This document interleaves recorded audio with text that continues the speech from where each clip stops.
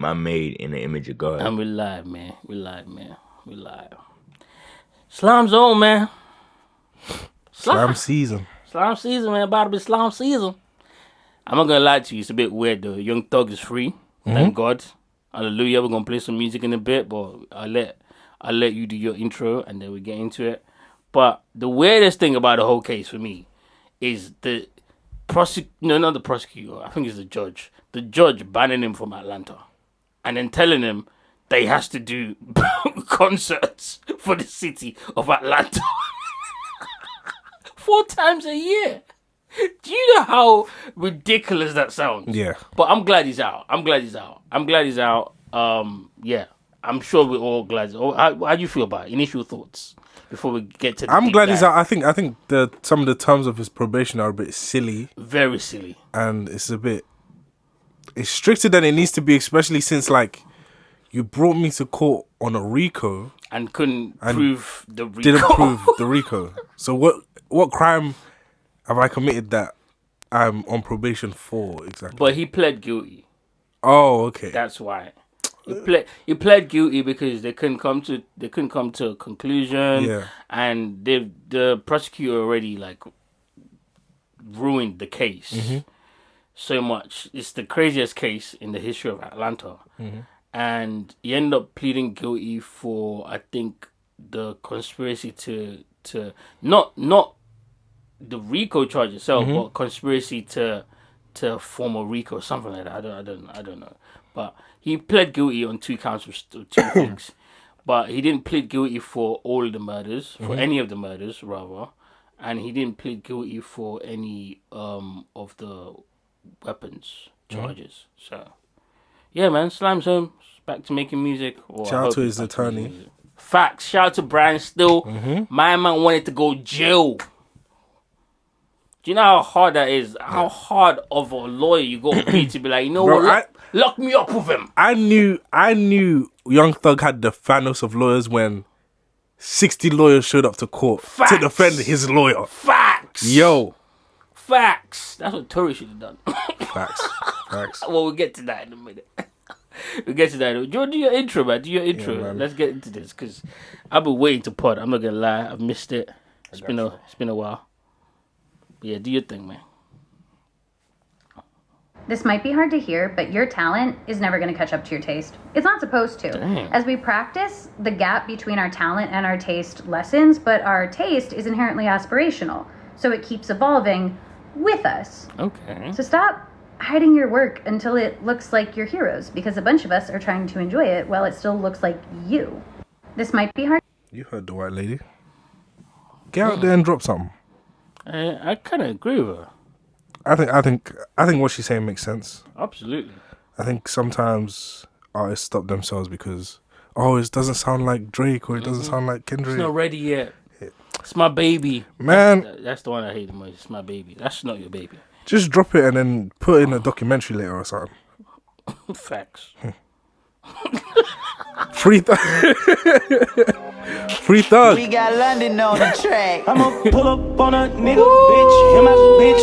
Damn, man. I had a long run of releasing great music. Absolutely. Damn. Right, so let's get straight into it, man. So Young Thug is free, is out, but I feel like it's a trick. What do you mean? He's not really free. That's true. He's not really free. Of course, there are stipulations, which is what confused me about the whole case. Because if you lot couldn't charge me, the trial was such a bust that it was just like so convoluted and just one of the worst trials in history. Why not just let me go? Because I don't understand, how does the law work in America where it's like, okay, cool, we want to charge you with this, but we can't really conclude the case. Yeah. So, but we're going to give you probation. There you go, time served, because we've had to keep you here anyways. That doesn't sound crazy to you? Yeah, I don't. It sounded very weird. Everything about the case is very weird. Yeah. Like, it felt like they just gave him time just because they had to give him time. Mm-hmm. Isn't justice supposed to be, like, proven? I don't know what's going on with that. I feel like even them being able to use like even them being able to use like lyrics was taken too far, because now they're saying, oh, the content, they're trying to dictate the content of your of the music that he can make. You have to That was you have to turn it down. that was weird. That was weird to me as well. That was very, very odd.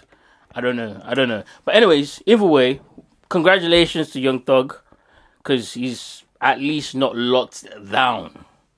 Not locked down. I mean, he's not free in the sense of the word freedom, but he's not locked down in a cell where he's just staring at the wall, you know, uninspired. At least he can get to the studio. And not that music is all, you know, the only reason why he should be, you know, out and about doing his thing, but, you know, family as well. But here are the stipulations. Still, what's that noise? This. Is it charging? Yeah, it is. Should I take it out? It's still. Try to turn down the volume on your laptop. All right. It's still there. Just try to mute it then. I know, but I'm gonna need to play music though. Yeah, but it'll be fine when you play music. I don't get it. It'll be fine when you're playing music. It's just the level. It's just boosting that sound. Oh, okay, I'll still be able to hear it. Yeah. But I've turned it down though. No, I'm saying the reason it's making that noise is because it's boosting that sound. But when you play music, it won't. Okay, I get you. Anyways, back to the pod. So he got 5 years with served time. Mm-hmm. That was weird to me because it's only been locked down for 2.5 years, 3 years. 2.5. So okay, fine, I guess, cool. 15 years probation, and he was released on that day. Mm-hmm. So which means he's not going to serve like another 2.5 years in jail, right? But cool. 15 years probation. I think that's a trick, but we're gonna get into that in a minute. 20 years in jail if he violates any of the rules of his probation, and these are the rules of his probation. It has to speak about gun/gang violence to kids 4 times a year. 100 hours community service, which is not that bad, I guess.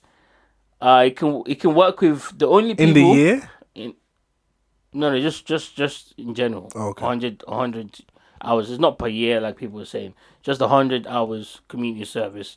After he's done with that type stuff. He can't have any contact with anyone that has been known to be a part of YSL gang, old or new, apart from Gunner and his brother, like his blood brother, his blood relative. He's banned from Atlanta. Mm-hmm. He can't throw up any hand signs, no more slap, all that stuff. He cannot use any drugs because he'll be regularly drug tested. I think that might be difficult. But for 15 years, bro, that's crazy. He has to completely change his life around, which we'll get into in a minute. And he can't own or be around any guns ever again. He has to also throw a concert benefit for the town of Atlanta 4 times a year.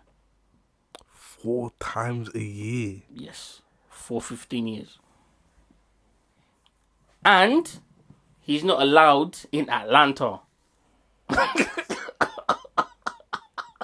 Like, he's not allowed to live in Atlanta. Mm-hmm. After he's released, they gave him 24 hours to vacate the state of Atlanta. That does sound crazy to you, lot? That sounds insane to me. Mm-hmm. Because it's like, okay, cool, you can give me all the stipulations of, oh yeah, and he's not allowed to be around any felon, being a YSL or not. If they see that he's hanging out with felons, he could go back to jail straight away. For 15 years! Bro, do you know how long 15 years is? I have to keep all of those rules for 15 years. A decade and a half. Bro, I was reading and I couldn't believe it. I was like, are they having a laugh? And obviously, he's been fighting this for so long that he probably just want to go home. Just want to go home and go to his bed. So I don't blame him for just taking the deal because his lawyer was going to fight some of the stipulations on the deal, but he was just like, nah, it's cool. Because they already rejected another offer, which was an offer of him spending 20 years in jail and then 25 years probation, which is what the prosecutors presented. The goal of them presented that after they didn't have a case in the first place. Mm-hmm. And then this plea was the judge's decision. Now let's react. I feel like somebody's covering their ass. Facts! I feel like they're just giving all of this because they've spent so much money on the case. The case went on for 2.5 years with no fruit to bear nothing. And now it's just, all right, cool, we got to give you this because, you know, just because. That's insane to me. That is absolutely insane to me. But to be honest, I trust his attorney. I feel like he knows that there's probably a high possibility to just get most of this retracted to a certain degree. Oh, you mean like in the future? Yeah. Okay, I hope so. I think I'm pretty sure they'd plan like, they're saying 15 years, but after like 1, 2, this has to be like reevaluated because it's just, he's probably not gonna, like, the probation has ended, the court appearances have ended, but he's probably going to be going over this case for the rest of his life to build another case to say that there's some there's some bias here. Yeah, absolutely. Because remember the DA when she first started trying this case, remember she was like, he's not gonna be the only rapper, this is just the beginning. All you other rappers, this time's up for you. And for them to have such a weak case, it just seemed like witch hunting, in my opinion. And obviously we know that, you know, some of those things are probably true, but for you lot to not have evidence like that and then drag this man through hell for 2.5 years and then tell him, oh yeah, now you can go home, but you got 15 years probation with all these rules. You break any one of these rules, oh yeah, now you're done. You're coming back here for 20 years. 20. So, which means he could spend 10 years being squeaky clean, make one mistake, and go to jail for 20 years. That's insane to me. Like, I don't think people are making enough of a big deal of what... Because people are like, oh, he's free. But I'm like, hold on a minute. Is he really free? Yeah. That's insane. I hope he's able to... Because, okay, on the flip side of that, it's not all gloomy, right? Yeah. The silver lining. On the flip side of that, I hope this leads him to completely change his lifestyle around, leave a completely free and hassle-free lifestyle, completely clean. Yeah, to be honest, the only one that's really bugging me is what I can talk about in my music. Yes. He's not allowed to talk about any YSL gang, all of this stuff. Nah. And do you think that's going to ruin his music? No. I feel like it may put restrictions, but I think it's talented enough. Yeah, I feel Thug is talented enough to not have to do that anyway. That's true. That's facts. That's a good point. But the only thing is just that, like, I don't know. Is it gonna hit the same? The songs I just played for the intro, I don't even feel like he was talking gang shit. There was some gang stuff in there. Yeah, but it's not like there was some gang stuff in there. Those aren't the bars that stick out anyway. Yeah, they don't stick out, but that's the thing with Thug, like, because he's the way that he delivers. Yeah. not unless you like really listen to the lyrics, would you clock it? But he'd be sneaking gang stuff in there in the middle of the bars here and there. But one of my favorite albums is Easy Breezy, Beautiful Funky Girls. And there was no gang stuff on there. That's true. That's a very good point. Well, I wish him the best. He has a beautiful girlfriend by the name of Mariah the Scientist. I'm praying for you. Excuse me? I'm praying for Mariah. Oh, why? She don't need your prayer. Bro, that thug hammer, bro. That 2 year lockdown hammer. Yeah. Wait, that's crazy. Yo. That's crazy. Nigga come home and all you're thinking about is his peace. I ain't thinking about his That's peace. crazy. But no, hold on. You're moving like a baddie right now, bro. Bro, listen, bro. Why are you I'm not worried? moving like a baddie. I'm moving like a nigga that understands. But why are you worried about her vagina? Bruh. Bruh. He can't catch another charge is what I'm saying. That's true. So But you haven't answered my so question. don't kill the lady is what I'm saying. Take it easy is what I'm saying. Hey, man, go crazy now. And let's not forget, Tog's bisexual now. So maybe he was having, You know. you know what I'm saying? Bisexual, so, you know. See, my journalism doesn't stretch that far. But you be on the ground. No. I'll be on the ground where the bitches is at. That's as far as my scope goes. Word? Alright, so you don't be on the ground around No. niggas. We don't dig into those You don't dig? No, we don't dig into That's those. crazy. That's crazy. Because my mind didn't even go there to think about, he's going to go smash this girl. No. But that's what you just thought about straight away. I'm more like a Peter Parker than a Lois Lane. Like, I take pictures. Oh, you take pictures of niggas doing stuff. Yeah, I just take pictures. That's crazy. Naked niggas. That's No.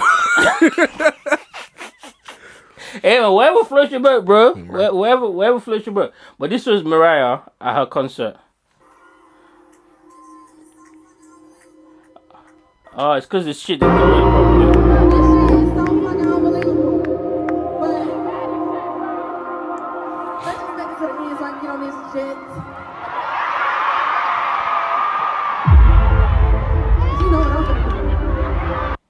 You over there worried. She's waiting.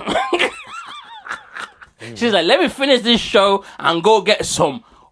You know what I mean? Some womp. You know what I'm saying?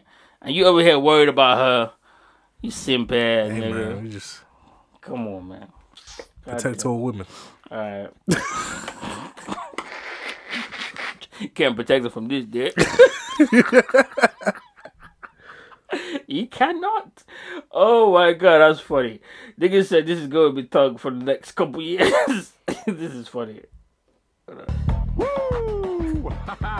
I respect women when I'm on a date. I take them to the park or maybe a museum, and I only try to kiss them if they're ready. Woo! What? Say what? Help out your mom and dad by getting a job so you can help pay for school supplies. Woo-hoo! Say ho! Wipe your shoes on the mat when you come in the house. Someone just clean that floor. Woo-hoo! Say what? That is hilarious. Oh my god. That's funny. They got another one. Hold on. Shout out to Thugger there, but if he starts rapping like this, I'm not listening. But listen to this one. guy. I don't get high. If you take drugs, then you might die. Let's go. That's Zach Fox. Yes, from Upper Elementary. Yeah. If you smoking tree, don't come next to me, cause I'm high off life. Don't take no LSD. A sober guy. I don't get high. Oh, that's funny. Oh, but nah, I don't think gonna have enough talent inside of him that he's gonna be able to keep it lit and talk about other things, and you don't have to talk about gang stuff. And to be honest with you, I was thinking about it, and I was like, living a good, nice life. You're already rich. Obviously, you probably had to spend a lot of money on this lawsuit, but he's still richer than the average person. With a beautiful girlfriend like Mariah the Scientist, just moving to somewhere where none of those gang affiliated stuff can get to you. Mm-hmm. It's not the worst thing in the world. I think what's gonna really, really, really be the Achilles heel to him, if I'm being honest, is living that rapper lifestyle and avoiding the drugs. I think and the felons. Yeah, there's that too.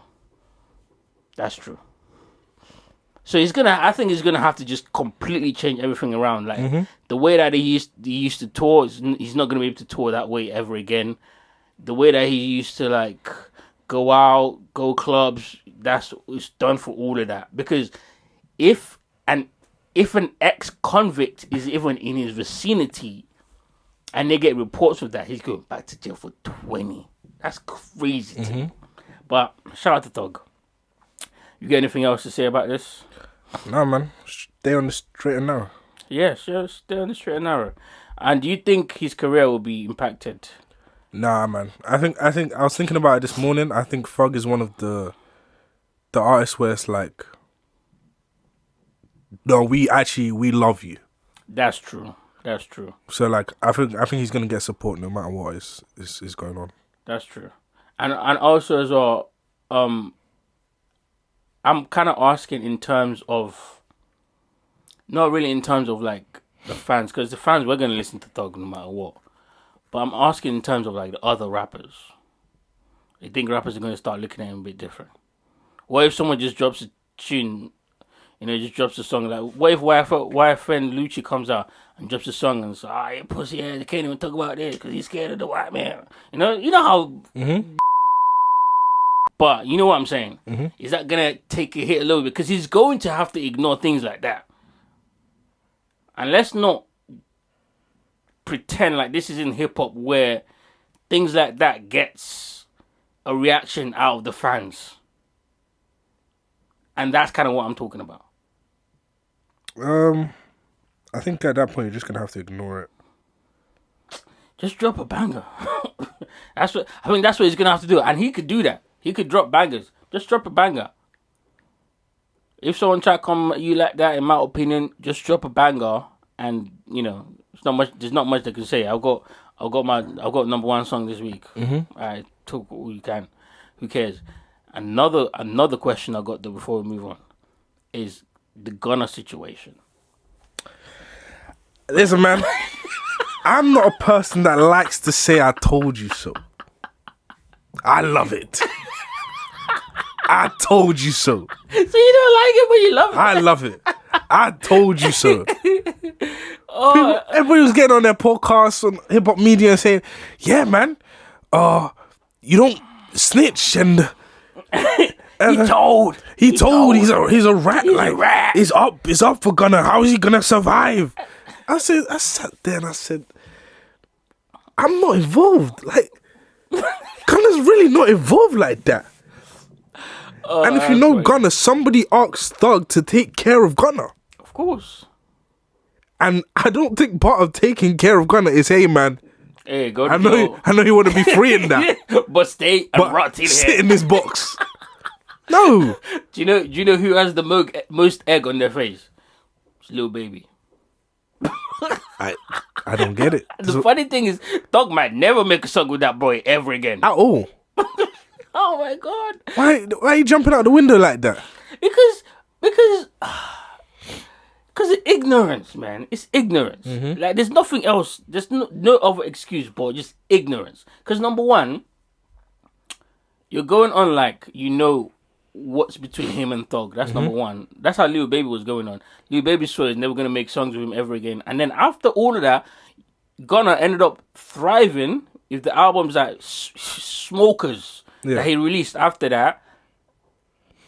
And in my opinion, Lil Baby's career has gone way downhill since then.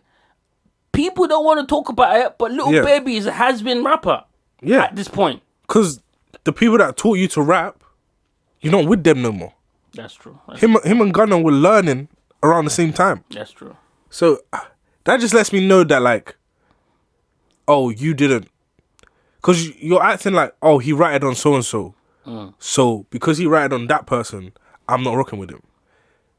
But if you were in a position to say, if somebody did something to this person, I'm not going to rock with them, I would assume you speak to the person, to that person. But you don't. It clearly seems like you ain't never had a conversation with Thug in your life. That was news to Thug. Like, what? You said that? Oh. Because the thing is, like, we kind of predicted. Is that I'm pretty sure Thug told him, go out there, keep the label alive. Because you're pretty much the only artist that's, like, got some traction. And, boy, did he do that. Yeah. He did. He did what he needed to do. Shout out to Thug, man. Shout out to Thug. So now should we get into the next hip-hop police? Hip hop police are listening. And then, oh, you know about that song, Chameleon? course, How? man. What you know about Chameleon? But I used to bang that song out. They see me rolling, They hating. patrolling, and trying to catch me riding dirty. Trying to catch me riding dirty. Trying to get Shout out to Chameleon there, man. That's old. That's an oldie but goodie. But Lil Durk, man. Lil Durk. They call him riding dirty. His music so loud. Salam alaikum, my brother. No, don't put this on the Muslims. He's don't Muslim. Don't do that. Don't put it on the Muslims. No. Listen, You can't man. do that. You can't do that. hip hop journalism, man. Oh, we're gonna blame this on hip hop journalism. I see you didn't put that little Kendrick topic up there. Which little Kendrick? Kendrick went on the white platform. That's to talk to hilarious. SZA. That's hilarious. And that happened last week. Well, we can talk about it. If you want to talk about it, we can talk about It's not a big deal, man. Nah, we can talk about it. We can talk about Well, it. let's do Nah, Durk, I man. feel It's like cool. you want to talk about it. I mean, it's cool. It's It's cool. Punch had a lot to say. Yeah, he did. Um, And it punched them niggas in the face. Like, Listen, all man. of you are trash. Hey, man. And some niggas go on their podcast like, well, he wasn't talking about me. Anyways. Listen, what was I about to say? Who are we talking about? Durk. Lil Durk. Listen, man, I've seen hip hop media saying like, oh man, yeah, man, he'll have his time in court. And, Oh, please. Bye-bye. get these killers off the streets. I don't understand. Good. What is hip hop's obsession with these killer niggas? I don't know, man. I don't know. These killers off the streets. Make the streets safer. That's what I say. And for you guys that don't know, you might be living under a rock, rather. Mm-hmm. Lil Durk has been arrested by the feds. There's a difference. The difference between, because I saw people talking about, oh yeah, Thug is free, so, there's hope for Lil Durk. No. Thug was a state case. The state of Atlanta is trying Thug. The state of Atlanta sometimes miss, like we've seen in this trial. The feds is different. The feds is USA. FBI was involved. CIA might have even been involved in this case. And when the feds come for you, the feds is who's coming for Diddy. Bro. When the feds come for you, they already have evidence. And they released it like, yo, see that boy over there, OTF Jam? He was wearing wires. Bro, this isn't some little baddie attorney from Atlanta with a fat ass talking about, oh, let's interview a witness today. Nah, this is white This is men. the Federal Bureau of Investigation. Their only job is to investigate. They have a 99% conviction rate. If they didn't investigate, there would be nothing to do. What else to do? And they investigate before they come arrest you. Listen, That's what they do. Anyways, he was what was he arrested for again? it don't matter. Murder for hire. Criminal activities. Okay? He was paying people to go murder people. Slide for Vaughn, whatever was going on, I don't really care. The nigga did the shit. Okay? Well, they have him on the wire admitting. Bro, have you seen the video? Yeah. They were recording them niggas with the PS4. And these niggas gonna say, yeah, man. Yeah, man. I pulled up on him and this nigga was like, this nigga got his chest in Durk's throat. Talking about, no, sorry, I got bad hearing. Yeah, say that again. Say that again, my good brother. What? This nigga was having a conversation with himself and nobody in that room was saying This nothing. is not aware. I saw that nigga turn to the back door like 4 times. Yeah, you sent me the video. I saw the video. I was laughing. This nigga started muttering. Nobody's gonna ask this nigga if he's cool. Are you good? Bro, niggas is That is hilarious. And another thing, even if that did happen, you looked at OTF Jam with a forehead like that, and you trusted that brother. You trusted? Is it nigga time? I think it's nigga time now. Yeah. You trusted that nigga right there? That nigga looked like he's gonna snitch. bro. OTF Jam. His name is Jam. Mad soft. A fat nigga named after food is not a nigga to trust. At all. That's not the nigga to As trust. soon as he got into the investigation room, the McDonald's was ready. Bro, The McDonald's was there because they knew that he was going to snitch. Bro, what a wire and everything. Oh my God. And then on top of that, Lil Durk rapped about the murder that he hired him to do. Talk about, what is it? Jam, get out that jam and give him 50K to do something you ain't gotta ask. And then there's some other, I don't know the lyrics is exactly, some other songs where he's rapping about some of the other murders that he paid some of the other people to do. I'm like, oh, nice, over. It's over for Lil Durk. That's it. He's never coming home. listen, man. Some of the things that men apply to women apply to men, right? Everybody knows. Don't save her. She don't want to be saved. Facts. Don't be Captain Save her. Am I wearing a cape? Why would I save these bitches? Some of these niggas don't want to be saved. They can't save. Why is Durk still living in Chicago? That's a very good question. Niggas keep bragging to me about the money they make, That's a very good the question. clout they got. America's a big place Huge. and it's easily traversable. Very. Just look at Chief Keef. That nigga went to LA one good summer and never went back to O Block. The nigga drives a mystery van. Bro was like, wait, hold on, there's other places? I don't have to The go. nigga joined Scooby and the gang and left Chicago. He drives a mystery van. I don't have to go there with them bum ass niggas? Oh, thank you, white man.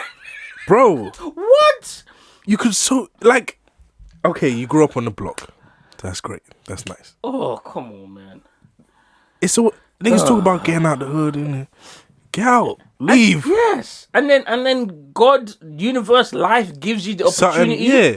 But instead of you taking your ass out of there and maybe helping some other niggas to get out of that situation, instead you stay there and breathe that same negativity. Because even if it's about about helping community, it's not about that though. it's not even about helping the community. Because it's like, even it's about what about the people that I grew up with? What about the gang? Nah, brother. You go to an interview, you took 25 niggas.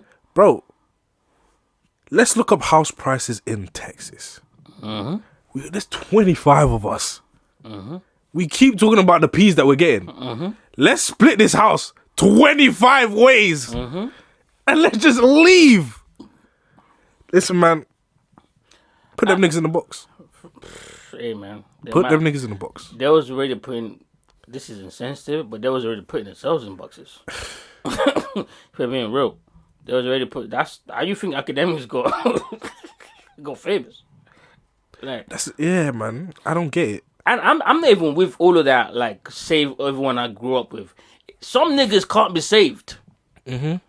Some niggas, and even Lil Durk himself, I think he was one of them niggas that couldn't be saved. Because you got all of that money, why couldn't you build something better to get people out of that situation where niggas was murdering people? Instead, now you're the one paying niggas to go murder other niggas. Yeah. What the fuck is that about? Like, I don't respect people that do shit like that. Because you achieved better. So you go back to the hood to go make it even worse. Yeah, like, what kind of sense does that make? yeah. It's and that's why I'm so disappointed in like hip hop media. Like, cool. Now that I'm older, I'm of the I will never. Let's be clear, the street shit, I will never respect it At all. Never, not At all. in my heart. There's no sympathy for it. At all. As I get older, okay, I understand the conditions that people were born into, stuff like that. Cool, but every time we seem to get, as black people, we seem to get on this topic of this kind of stuff that might happen a lot in our community. People always have the tone of like, yeah, we condemn it, but okay, cool, we need the people that I grew up there, I'm out of that environment, so I have some understanding and some sympathy, and then we need the people that's like, I don't, because that's the conversation that needs to happen. Yeah. But whenever we talk about it in hip hop especially, it's like, I don't want to talk down on it because it's gonna give me cool points. Fuck the cool points, nigga. Niggas is literally dying. like, And the thing is always, I'm gonna make a distinction. This is an African American problem. Because I'll tell you this and I'll tell you again. Niggas in the UK that rap, apart from niggas that do drill music, don't be on that type of time. Them niggas come from good homes. They might talk about, ask, what's that African American or the African brother that with the Bantu nuts that you saw on Instagram? oh, Central C. Yeah, him. I hate that I knew exactly who you're talking about. Yeah, good, great homes. They might talk bad, make you believe that they're from the streets, but no, they come from good homes. They won't go back to the well, they wasn't from the hood in the first place. But if they were, some of them that might have been, they won't go back to the hood. Damson Idris left Peckham and never looks back. So it's an African American thing, and because of their love for violence and their love for things like guns, And in all honesty, like, it's weird. on Bro. your Damson Idris point, like, Peckham is a nice place. Great place. You niggas is the problem. Great place. It's the drill niggas that's the problem. Yeah. Like, all these areas are actually, these are nice places with regular people Absolutely. doing regular cool shit. Exactly. And the thing that I've realized about London though is that if you do well to not associate with them niggas, Bro, you never ever there's really, nowhere that's a problem for real. That's true. You never ever really, because niggas be like, oh, you can't come to this. Nigga, I was just at Peckham High Street shopping. Never ran into a problem. At all. I'll see you niggas, but you niggas will be doing your thing. And I'll just be going on my way. You know what I'm saying? It's easy as ABC type shit. So yeah, I think it's an African American thing. And as a black person, yeah, you might relate a little bit, but I feel like African Americans probably understand more why they glorify that type of stuff. So I guess we're gonna have to ask one of them. But it's not good. It's not good. And the only place you're gonna end up is dead or in jail. Yeah. And That's it. Speaking directly to Durk and that people that kind of do that shit, you'll have a misunderstanding of the word loyalty, right? And I was thinking about this because all of this comes from like sliding for Von, getting revenge, all of that shit, right? Von was beefing with Youngboy because the nigga didn't want to give him a feature. Sometimes the loyalty is telling your guy that he's a fucking moron. Yeah. And if we're being real, I don't wish for anyone to die. But from the stories that I hear about Von, the universe deals you what you dish out, bro. Von was not a good person. I don't care how much good PR you lot might be shedding out in Chicago. Niggas be telling stories about Von like he was the boogeyman coming to just bully people for no reason. But because he dropped 10,000 in the hood and gave the hood Air Force Ones. Is that crab in the barrel mentality that's plaguing you niggas? For real. That nigga was an evil motherfucker. And for Lil Durk to go out like this over some slides for Von shit is sad. It's just sad. It is what it is. And I'll give one more perspective. Yeah. I'm a Christian. I go to church. I'm gonna say this. Because I know that what's the old boy? The one that was involved. No, the one that was involved with Von. My brother, they don't kill my brother. The one that was in the car with Angelique. Lil Tim. No. That's his name, no? Lil Tim. That's his name. Lil Tim. I swear that's his name. No, it's not. But that brother, right? Transition, became a Muslim. Told Durk like, let's put this to bed. Like I'm not really about that no more. I'm trying to, and really is focused on that. The little scroungy little motherfucker that shot Von. No, I don't think he shot Von. Who are you talking about? There was another nigga that was running around. I forgot his name. And they shot at his car. There was a whole. It was going on for a while. I don't know, bro. Anyways, yeah. And Lil Durk seemed to be like going on that path as well. Nah, he was pretending that whole time, bro. Let's assume he's not pretending, right? I feel like sometimes, because why we could ask ourselves why didn't none of this shit happen before? One's been in the street, cool. I think like sometimes when maybe you're trying to change or you have like a good intention to actually change. I feel like sometimes we misunderstand God, right? Okay. Sometimes I'm gonna let you go to jail for 25. All right. Because you're actually trying to change, and I know you're actually trying to change. So that would be giving part of your change is, hey man, go to jail do this 25. Nah, bro. I'd rather just change. Nah, man. So, like, I feel you. I understand what you're trying to say. But I'd rather be one of the niggas that go, you know what, God? You've given me enough signs. No, because I feel like Durk, right? Like, sometimes we have to look at life like there's mad niggas from Chicago. Yeah. That's Why true. why is Durk the one that's like, oh, I'm the leader? Von was dirtier than Durk. Yeah, but we know why. And Durk has been given like so many chances to succeed in music. This is like his third run. Yeah. So sometimes it's like, and that's what I'm saying. So God has already given you. Yeah, that's what I'm saying. Sometimes it's like, no, you're the one that's gonna fix the. Exactly. But sometimes we need to fix you first. Yeah. So sit down for this 25, get old, and then come out. Fair enough. And be an Israelite. Fair enough. No, I feel that. I completely get that. But yeah, there's nothing else to say about it. It's sad. I hope he learns his lesson. I hope. But the only thing about jail is that most of the time, these niggas go in there to become better criminals, not turn their life around. Some people go in there and turn their life around, to be fair.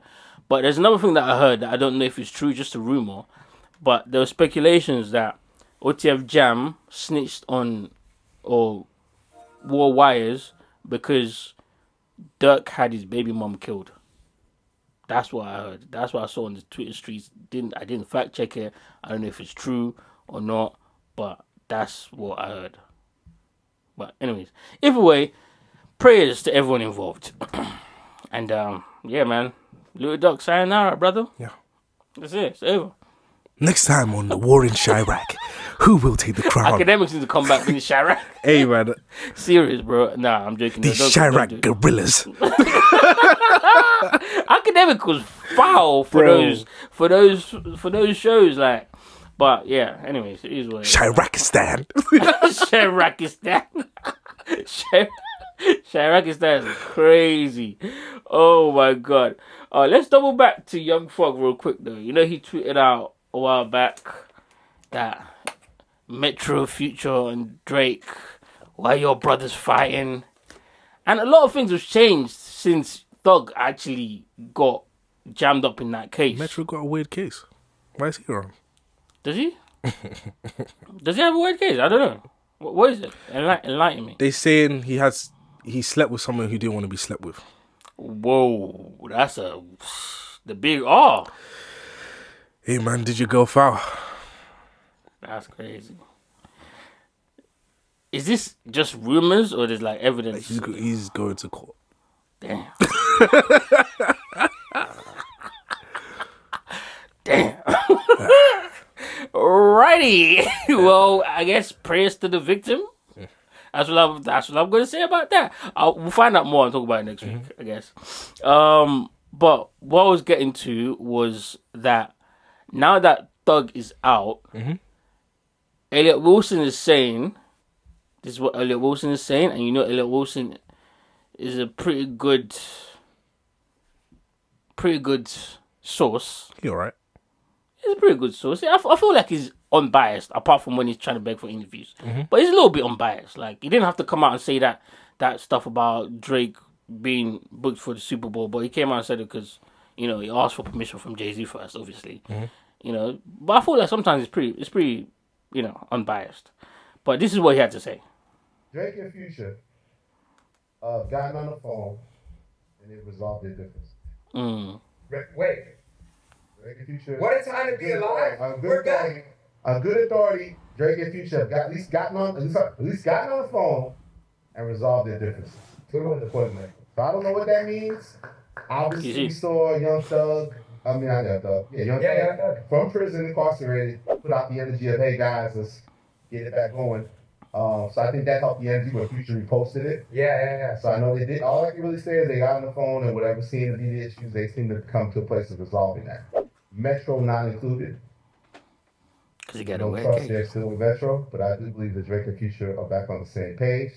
What the reveal will be, I don't know, but probably with the music, I would think when it's time. Like, do we get a Drake party album? Does Drake come out with a single with Future? Does Future come out with Future? I didn't get another Future album, but he's crazy. He might do another album. You never know. So I think it comes back out through the music, but I think it's very interesting that, you know, the guy was part of this trust movement, trust you, still don't trust you. But, you know, obviously we know Drake and Future have so much history. Drake obviously was one saying he didn't really know, we never really met Drew. He got the likes of all the taps of all the V20. So it makes sense in some capacity. But yeah, all I know is that I can say with my chest, and people may deny it, but I heard very clearly that they got on the phone at least, and they're in a different place. Wow. Future. So I love to hear that. So react. What you think, man? I hope that's not podcast audio. Yeah, I don't know why the audio sounded like that, but that's not the podcast audio is pretty good. Okay. It's just I don't know what was going on with this clip, but carry on. Hey man, I think we said that though. Like him and Future don't really have. Yeah, I know. No, not even we said that. He said that. Drake said that, and that's how I know that he actually did something to those other guys. Because it was only Future that he said, like, man, you ain't got no issues. Yeah. But that aside, I've also said Drake is too nice. It's not just too nice, because I do believe Drake to be a petty ass nigga. Mm-hmm. But I think Drake might be exposed a little bit. What do you mean? Like, niggas is seeing his weaknesses. Like what? Like a way to make him not appealing to the average fan. Because he's got his core fan base, and he's always going to have that forever. Yeah. But I think, and when I say niggas, I'm really talking about the, you know. No, I don't know. The Lucian Grange. Okay, yeah. And, you know, this type of, I'm talking about niggas. I'm talking about Lucian. I think they figured out a way to market against Drake to make him not appealing to the average fan. Because they know that he's going to have his fan base that are going to support him and do whatever for him, right? But they figured out a way to... Because it used to be... And I know you've noticed this difference. You must have by now. It used to be anything Drake drops is at least going top 10. Yeah. That's not happened in a while. Mm-hmm. And I've always known that the top 10 thing is paid for anyways. We've always known that. And if that's the case... then that means someone's making sure that Drake's songs don't hit the top 10. They might stick into the top 200, top 100. Is that even if they're top 10 worthy in numbers wise? Yes, that's what I'm saying. Okay. Because there are a lot of, like, think about artists like Rod Wave, for example. This nigga performs 20K audiences every night for like a 2 month tour dates. Freaking, what's the Rush does the same thing. I've never seen their songs in top 10. So you know that those spots are paid for. Yeah. I feel like we've already spoken to a certain extent, yeah. It's never to a certain extent. I believe that they definitely are paid for if your name is there. In my opinion, I believe so. So now going back to the Drake scenario, now that Drake has seen that the way that fans, or the average fans, not his fans, because his fans are with him, the way that the average fans are perceiving him isn't favourable to him, I feel like he's just letting it slide just for that reason. Okay. And I feel like he's going to let it slide with a lot of niggas just for that reason. Okay. I wouldn't have. He's a better man than me. Because think about what Future did. Like, cool, they never had any problem, but you let a nigga go on your song. Actually, to be fair, he didn't call him a pedophile on that song. That was way after. But that was the beginning of everything. Yeah, true. That was the beginning of everything. And you let Metro Boomin, and by the way, I'm neutral in all of this. I really don't give a fuck. I don't know these niggas, but I'm just looking at it from a outside looking in perspective type thing. You let that nigga go on your song and talk all of that shit, and that was what sparked one of the most uncomfortable summers in my whole career. Mm-hmm. And I'm just cool with you all of a sudden? I don't know. How you feel about this? Kendrick said Kanye and Drake made up. He was slightly confused. I'm confused. I'm a Drake fan. I keep saying I think Drake is too nice. I think Drake's scope lets a bit too much slide. And I don't understand it. I have a completely different take on that. I don't think Drake lets anything slide. I don't think he's nice. I just think he's strategic. I think he's a strategic man, and he's calculated, even though he hasn't been as calculated of late. Mm-hmm. But I still think he's calculated, and he would do certain things just so that, you know, he doesn't put himself in a bad position. Yeah. You know because at the same time, with all of this going on, I'm still excited because at least we're still going to get the Drake and Thugger music. Yeah, it's not just that. It's like, okay, I'm waiting for that. If they are calculating a way to, because we know Drake and his team to be very good at like planning their next moves, doing something that we kind of didn't expect, or delivering the music in a certain way. So if now that like maybe the labels, maybe other artists are like purposefully trying to do things to block him, I'm interested to see how they're going to maneuver. How they maneuver, because I know they're going to maneuver in a way that I'm going to be like, oh, I didn't think you could do that, or that's interesting. Because like they dropped the 100 gigs and he dropped through Instagram. He did. And then what? I know that like a colonizer like takes stuff from people and like does what they did, right? Yeah. So what do we call the other two things that copied what he did? Okay, I'm not gonna let you do that. Anyway, so he dropped on He's not the first one to drop songs on Instagram. So he dropped through Instagram. Wait, hold on. Is he the first one to drop songs on Instagram? Yes or no? Exclusively. Just answer my question. Exclusively. Is he the first? I didn't. Why we gotta go into dictionary for words? Is he the first one to drop songs on Instagram? Yes or no? No. Exactly. It ain't about who did it first. It's about who did it best. Niggas looking like preach. That's hilarious. Do you know, if that's the case, then why do you bring that up? Because Kendrick did it better than he did. He did? Absolutely. Absolutely. And yes, he did copy. So? Okay. I'm just interested So did to J. see. Cole? I'm just interested to see where that takes us in music, where that leads us. Me too. I'm waiting for the Slime and I guess you can't say Slime anymore. I'm waiting for the Thug and Drake song. That's what I'm waiting for. It better be fire. Well, it should be fire. It should be. And he needs to stop making songs with Lil Uzi Vert. That last song with Uzi, the song wasn't ours, but of course Uzi on it was. You heard it? No. It wasn't worth the listen. There's certain features that he needs to just stop doing. Yeah.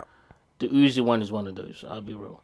But I'm excited to see it. I hope that, you know, the fire that was lit under Drake leads him to release a phenomenal album. That's what I'm hoping for. And I hope that he actually pays attention and puts a lot of like effort into delivering, like not just delivering the project but everything else that's around the project. You know how Tyler dropped and it was like a whole theme and all this I stuff? really like that. I want it to be like that with Drake, because it's been a while since for Drake like I have no issue with anything else apart from I just feel like I need a high quality of music from him. But he's been dropping high quality music recently though. That's what I'm saying. Yeah. So couple that with something that's like a bit more the artistry. You know what I'm saying? Like, because everyone else has artistry. I feel like Drake has kind of given up on the artistry thing, and he's just kind of like, here you go. It's gonna hit. He's gonna get a lot of listen anyways. Just here you go.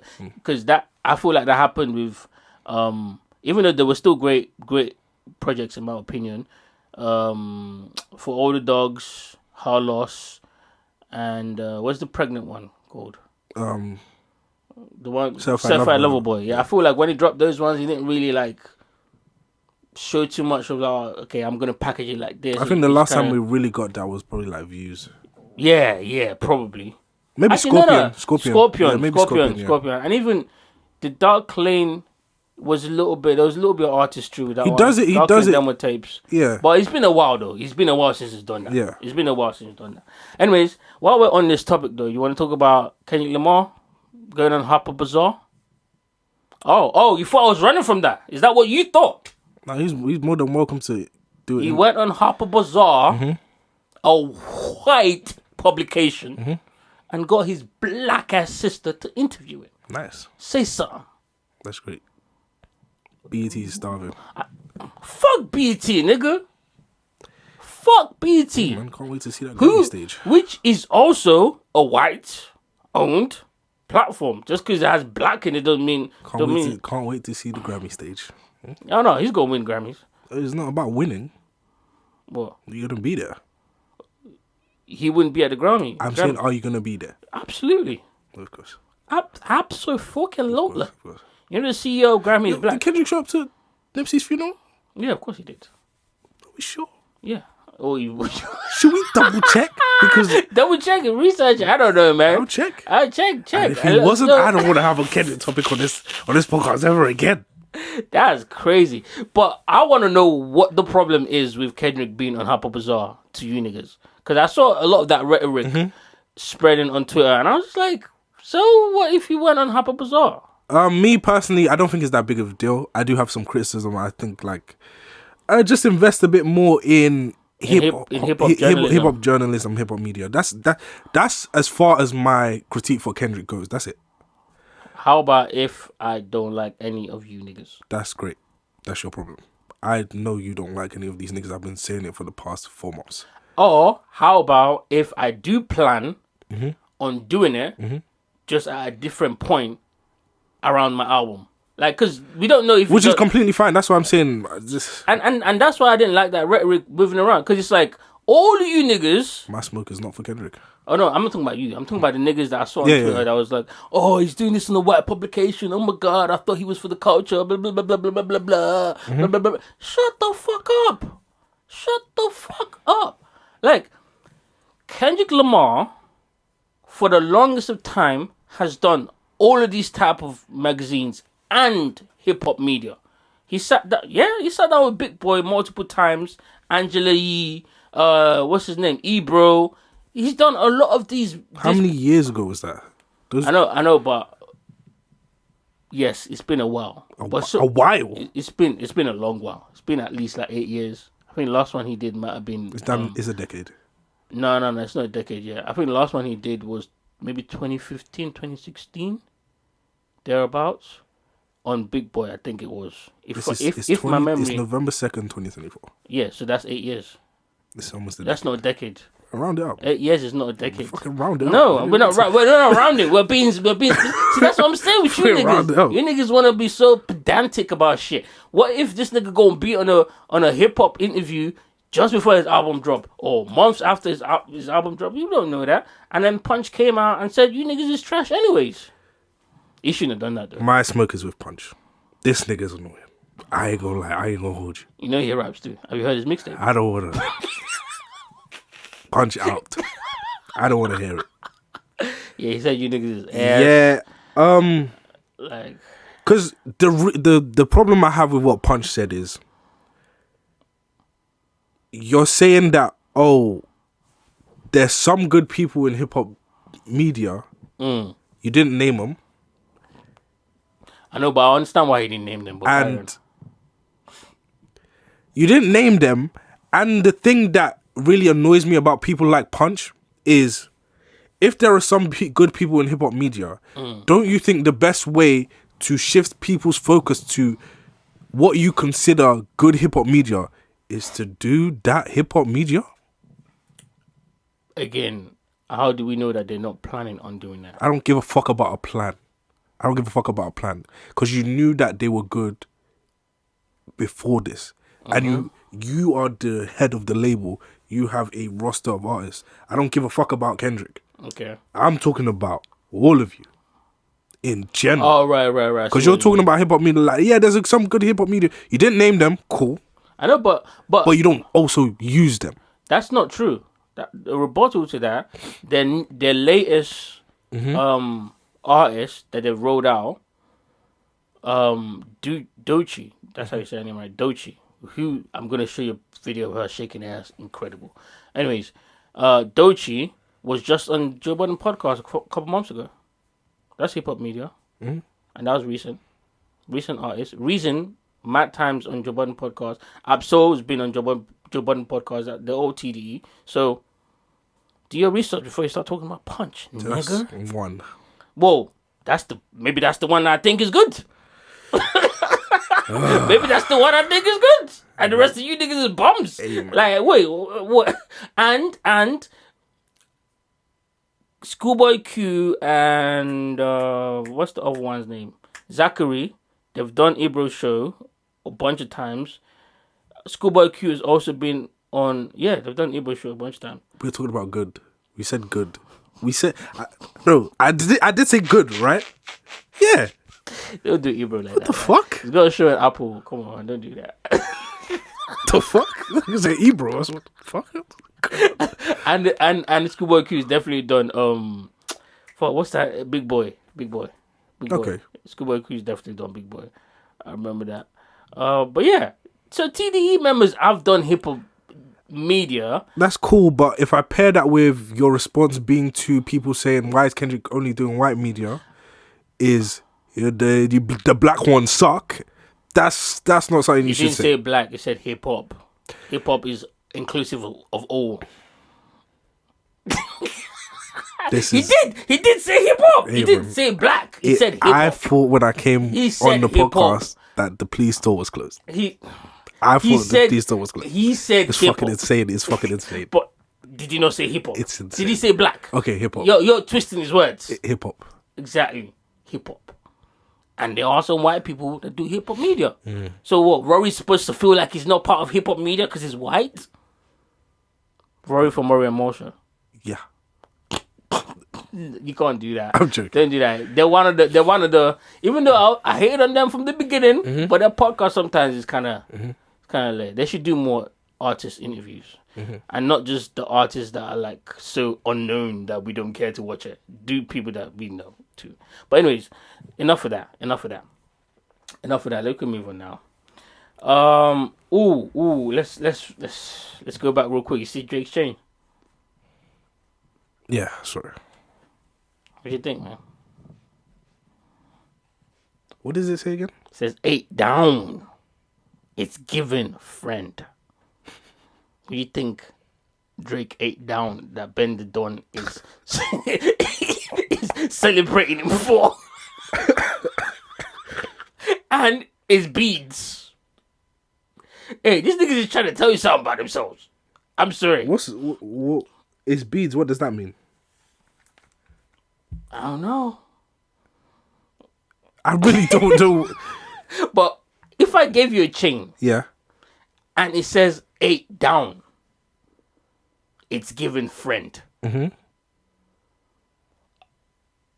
Aren't you feeling a little fluid, gender-wise, receiving that from me? No. Not at all. I think this is hilarious. And you wear that proudly. Yeah, if my friend gave it to me, I'd wear it. 8 down is giving Fred is hilarious. Explain your perspective to me, please. How is that funny? Yo, my masculinity is so secure because I don't get fucked. You understand? Are you following? Like, wearing a chain that says 8 down is giving friend. I know, but what was eating down though? That's what I want to know. It's the saying. It's the slang. Like, you ate. What did he eat? Bro, you just ate. Like, if you dressed. Was it the octu? Was it the guac? See. That's what it looks like. Hey man, my mind didn't go. And it's not really a chain. It's beads. Like, is that for the anals? Like, what's going on? I'm not gonna lie to you. It's a bit weird, brother. I'm not gonna lie to you. The internet teaches me something new every day. What? I saw this chain and said, "Whoa, nice chain." and went about my day. I didn't think gay. I didn't think booty holes. I didn't think beads. I said, yo, that's a nice chain. It's given. Oh, it says baddie. 8 down is given baddie friend. Yeah, man, that's hilarious. When they said that Ben the Don gave it to him, I started laughing. And talking about Ben the Don, I got a hilarious video that he released like last week. Yes. That about the side nigga. Hilarious. Like, it's your time, my boy. It's your time, my boy. It's your time to shine. But we'll go play that later on. It's giving baddie friend for my male friend, and that's funny to y'all. Yeah, man. That's not gay at all. No. Not flexible. Not even bisexual. That's crazy. All right, cool. I forfeit that one then, I guess. I don't. When's your birthday again? Don't give me no shit like that. No, you're good. You're good with it, right? Don't You're give me good. no shit like You're that, good with it, right? You're good with it. You're good with it. That's what you just told me. I'm good with it, but that's like. That's what you just told me. You're good He with got it. him a bust down. You're gonna get me like some cheap shit. That's crazy. It's crazy that you think I would try to spend on a bus down for you.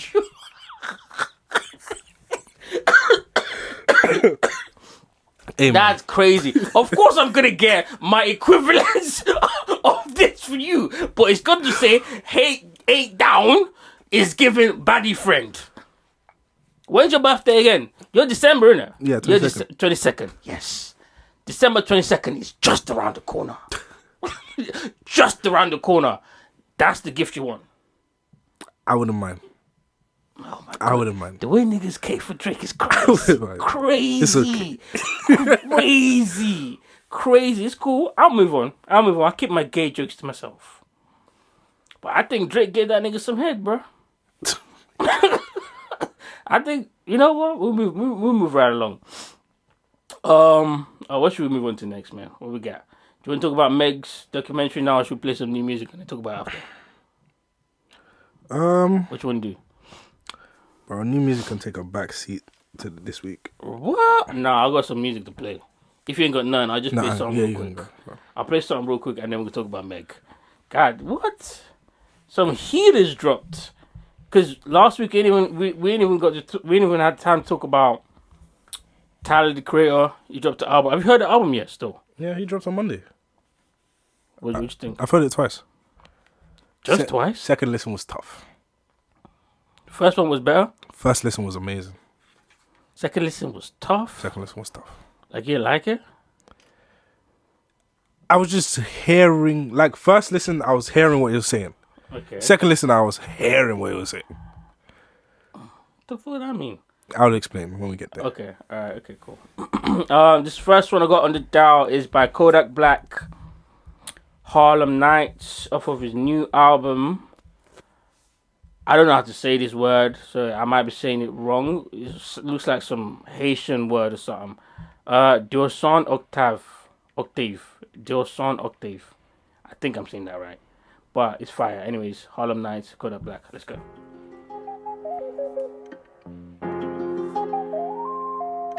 Hey, man, and that was Kodak Black, Harlem Nights. What was you saying about the message that he deleted? Bro, I was listening to the music, but then when that nigga said, "Shorty ignore my message," he got a nigga bent. I deleted every message I ever sent because I need to wipe your existence from my life for real. Out of my history.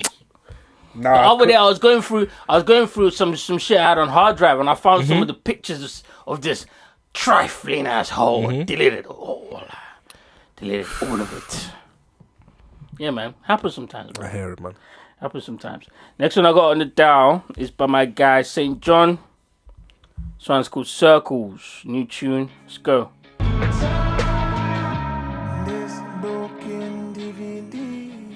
Damn, man. The sadness just overpowers me on a night gray evening. And that was St. John, Circles.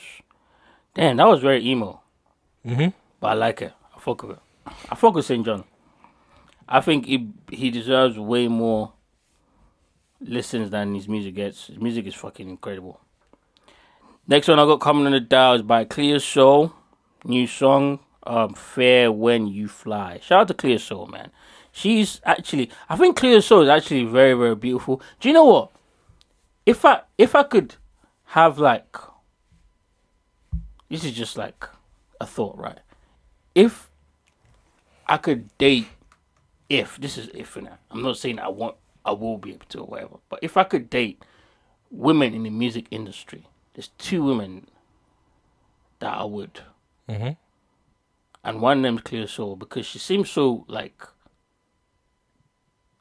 to herself and minds her own business and humble. And the second one is Ray. The same.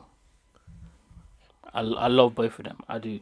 And it's never just on some misogynistic thing.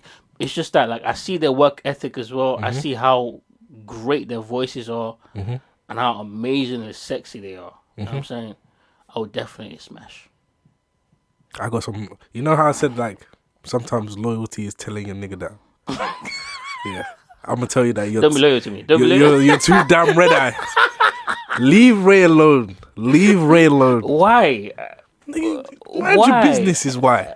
You get. That is my business. That is my business. And that's not your business. That's another nigga 100% business. my business. That's another nigga business. Trust me, nigga business that is probably, we don't know who he is. Probably white, if we're being honest. You know what? We're being honest, but we don't know that for sure. We don't know that for sure. And as long as there's a way, there's a will, there's a way. Facts. Anyways, this one right here is Fair When You Fly. Clear Soul. Let's go.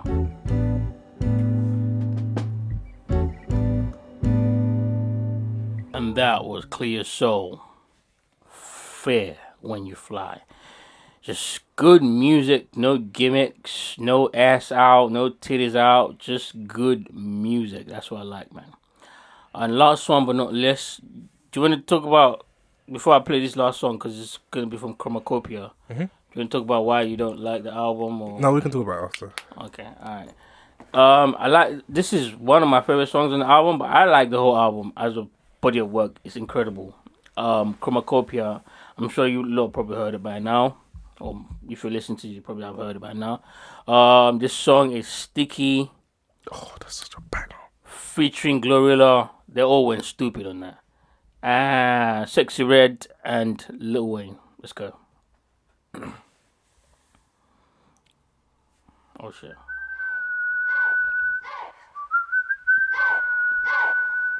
But that beat is crazy. Crazy. Obviously produced by none other than Tyler, the creator himself. And yeah, man. Bro, starting that beat with Glorilla is such a good producer decision. Incredible. And I think everyone, even Lil Wayne coming in at the end, Sexy being in the middle, and Sexy only having 4 bars, maybe even 2. Incredible. I think if he produces Sexy Red, he might be able to actually get some good songs out of her. But yeah, that was Sticky of the Chromacopia album, and I've been listening to it all week. Incredible album. I love the fact that he dropped it on a Monday. Yeah. Incredible move. And even with dropping on a Monday, losing Friday, Saturday, Sunday. I said Sunday twice. So 3 days, right? 4. No, it's because he dropped it on Monday. So Friday, Saturday, Sunday. So No, he dropped on Tuesday morning technically. So he lost the Monday. No, he dropped it on Monday in America. Oh, okay. Yeah. Like over here, obviously we get it late. Yeah. Well, a couple hours late. But he dropped it in America on Monday, 6 a.m. So that's like almost damn near half the week of sales to be counted lost. Nigga still did 297K first week. So congratulations to Tyler, the creator. Where's the round of applause? Okay. I guess just saying fuck me, well fuck you too then, I guess. Oh no, it's because... Alright. Got a production right now. Right. Yeah, congratulations to Tyler, because that's incredible. After all the J. Cole apology discussions and Tyler Creator releasing such an amazing album, in my opinion, niggas started talking about how Tyler might actually be who we thought J. Cole was. He's not. And why'd you say that? You just a hater? Have you read the... Like... I think the discourse is stupid. You can't compare Tyler to J. Cole. J. Cole raps better than Tyler. Tyler makes better songs than J. Cole. He doesn't just rap better than Tyler. He raps way better than Tyler. Don't do that. Not way better. He raps way better than Tyler. It's not way better. It's not way. It's better. a big gap. It's not a big gap. It's big. It's not. It's like That's the disrespect that I feel like you niggas need to stop. What about J. Cole's rap tells you that it's way better than Tyler's? I'd like to hear it. the rap's just way less straightforward. Oh, you say Tyler's It's very direct. It's very straightforward. Okay. Like I said words that rhyme. That's about it. That's what puts him in the rap category. That's hilarious. But that's not true though. It wasn't. He's not double entendring me to death. He's not punchlining me to death. Recently, yes, but if you listen to old Tyler songs, the old Tyler albums, he used to do the similes and double entendres and all that stuff. But recently, he's geared more towards actually just song making and then it being super simple. So I guess I get it when I hear that. I'm not refuting that because I don't think he's a better rapper than J. Cole, but I do think he makes better songs than J. Cole for sure.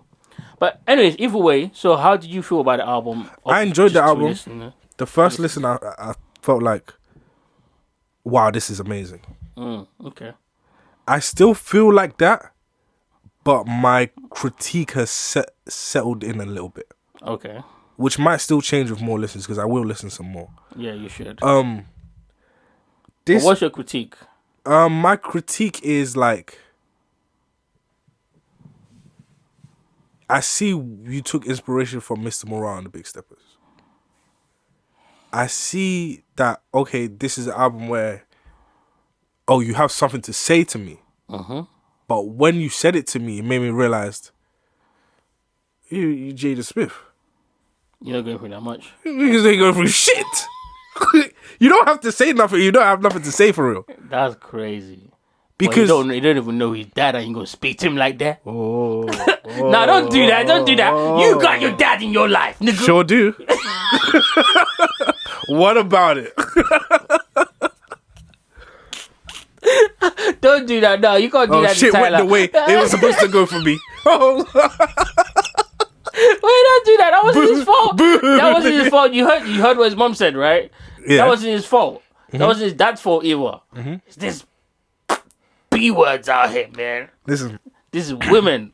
Or not B words. This Tyler album was like, because the rollout was so good, it was the first one where I was like, okay, before I even listen to this album, let me see what the rollout was like, right? I love what he did with the little videos. Absolutely. And I'm going through the rollout. Blowing these rappers up. Yeah, I'm going through the rollout. Yeah. And I'm looking at fan videos and stuff like that, getting the proper explanation and everything. Chromacopia. There was this, I think it was Disney thing. Yeah. He's the conductor. He was conducting the colors. Oh, he's bringing the colors back to hip hop. So that must be like what the album's about, like hip hop diversity. Nah, see, I think you got it wrong a little bit. Yes, I kind of understand that narrative, but I think it's with the music style. No, I'm getting there. Yeah. Okay. So, okay, cool. Not the subject matter. No, not the subject matter. Okay, go on. Okay, cool. I have that understanding of the album. Okay. And I'll say, like, in terms of that, I feel like the production for me was the highlight of this album. Incredible. Like, I feel like, okay, if that's the goal of the album or one of the themes of the album, I think, that's absolutely amazing. I think you hit the nail on the head. And I feel like we could have leaned into it even more by putting, like, he had the video where he was marching the rappers into the thing and he was taking some of them out. Yeah. And Lil Yachty was there. Yeah. I feel like, okay, let's put some of these rappers on beats that we don't hear them on. Yeah, but I was happy that he didn't put Lil Yachty on the album. I'd like to see you try. Not necessarily Lil Yachty, but I'm saying like, let's put people in different elements and get them to say things. I feel like he did that though. I feel like he did that with the Glorilla that we just heard. No, that's Glorilla's. Okay. I guess I get what you're saying. For me, cool. That's not a big critique. Yeah, okay, that's fine. That's kind of nitpicky. But then I see, this is meant to be your like My Truth album. Yeah. But what if you said that? Yeah, but what if that is his truth? Man, I don't want to hear that shit. What do you mean? I want to hear your truth. Your truth doesn't really do nothing for me. He cummed in that girl and she almost got pregnant. Oh, biology. We could all relate. You never had a pregnancy scare before? Absolutely not. Oh, nigga, you need to leave life, bro. What? What? You never just put it in a I'm girl good, that man. you never, like, you just met her that morning and then she called you the next day like, oh my God, I missed my period. Like, bitch, it's only been 24 hours. Nah. No, that's never happened to you? Nah. Damn. It's not that, like, you can't do that. It's that... Is that what it sounded like on the album? Are we doing that or are we not doing that? Like, So are you taking me there or you're not taking me there? So you feel like he didn't completely... Yeah, like it was like a half-assed, like I could hear it, like, okay, I'm listening to this song, I'm with you. And then, Sticky. Okay. And then I'm listening, then I'm having another song, oh, this is two perspectives, he's talking as... And then it's... Okay, what's this song about? I think it did have substance. It had substance, but the substance wasn't in the story. It wasn't interconnecting. It wasn't. Okay, the thing that I'll say about it is that I think I get what you're trying to say. It didn't stick with just one theme. Mm-hmm. Like it was more. I guess you could say. And you didn't. Or just different moods. But in telling me the stuff, you didn't really tell me the stuff. Yeah, he didn't really get as vulnerable. You didn't do it. Yeah, but he did get vulnerable on some songs. He did. Yeah, I feel like he had songs something about his dad. That was super vulnerable. Because if you the Be Like You one. Yeah, or Like Him. I think that's. But even then, it's like if you look at that song and you look at the lyrics. Yeah. You kind of said a little of what you wanted to say, and it felt like you just repeated it and let that song ride out. I know, but you didn't get into. What if it's so difficult for him to get into? You know what I mean? That's why we have the not mask. Everybody's gonna be Kendrick. But they don't attempt it. I get you. You half-assed it. Like even on the record that I really like. I do agree with you on that. The Take Off Your Mask one. Yeah. I feel the Noid one, or was it the Noid? No. The Take Off Your Mask, like the one where he's talking about being himself. I think it's really literally called Take Off Your Mask. No, there's no song on there called that. Oh no, you're right. Take Off Your Mask. Yeah. With Daniel Caesar. Yeah. I feel like I keep hearing these songs. I'm like, you're not finished. Yeah, like you almost got there, but you didn't go. Yeah, there. you're not finished. But then he would have had to tell you about the time he dogged Gerard Carmichael. Then tell me. He doesn't want to say it. Like, but that's you think Gerard wasn't listening to this mad in his house? Like, why wouldn't you tell him that you love me? But I feel like that ruined it. I feel like it was the perfect time for this album to get vulnerable. Maybe he just didn't want to get that vulnerable. For me, the way that I saw it is that, first of all, musically incredible, like production wise incredible. Sorry to go on. The transitions from song to song, crazy. This nigga is a producer. But what I was gonna say is, I agree with you with the subject matter. It felt like he was going there, but he didn't really quite go there because he didn't feel comfortable enough being that exposed the way Kendrick did on his album. But what he did do that I appreciated was that he touched on different parts of his life and gave us a little bit of a glimpse of how he, like, told a story about his vulnerability. Like, for example, with to do with fame, to do with his dad, to do with how he relates to the hood. Because when he was doing that Sticky song, I think it was the song before that, the song after that, he's basically saying, I don't be around the hood niggas because you niggas is really bums. You niggas is weird and really bums. And then it got to the sticky part where it's like, I feel like this sometimes, but I'm going to get my artist friends and then get ratchet, basically. So I get what you're saying. He almost went there, but he didn't quite go there. I feel like he didn't say it. Yeah. Like Kendrick could have been like, oh, I have two personalities. I feel like I'm hood sometimes, and sometimes I feel gay. But he didn't do that. I would have. I feel like my annoyance comes from somebody who loved the Kendrick album so much and loves that type of music. I don't care what. Not that I don't care what you went through. I don't care how not relatable it is to me. Okay. I want you to say what you mean to say. What you experienced. Like, Yeah. I want you to say it fully. Yeah. And I don't want to also, at the same time on the album where you're vulnerable, feel like I'm listening to you still be in the effect of the trauma. Like, maybe I'm looking at it too far, but I feel like that's... No, I think you're absolutely right, because I think Kendrick, if we're comparing to Kendrick, because it definitely is where he got the inspiration from. Mm-hmm. Kendrick did the therapy to understand why he's feeling the way and things that was happening with him. Mm-hmm. I don't think Tyler did. I think Tyler just understands what he's going through and attempted to talk about it, but he doesn't really understand it fully. So he withdraw from being fully vulnerable about it. And I think that's what happened. Yeah, like, for example, like and we don't even have this on the dial, by the way, but I love this conversation, Karen. Like, for example, you said, like, okay, he might not feel as I don't relate to the streets, and the streets didn't accept me. Yeah, because you said that. Forgive me if I'm taking it if I'm looking too much into it. One thing everybody noticed when Kendrick done the Big Steppers and all of that is that, oh, look at the West Coast accepting Tyler. I don't need you to say on the... I'm not saying you shouldn't say it. I don't need you to say on this album after you're talking about subjects like that to say biggest out the city after Kendrick. I don't need you to... To me, it feels like, oh, these niggas finally accepted me. Okay. So let me not step on toes, or I'm excited about the acceptance. That's what it sounds like to me. Or maybe niggas really do be scared of Boogeyman. That's cool. I don't need to hear it right now. It's disturbing my listening experience. That's crazy. The Drake traumatic experience. No. It's not crazy. that. That's not what I'm saying. Kendrick, what did you do to this niggas?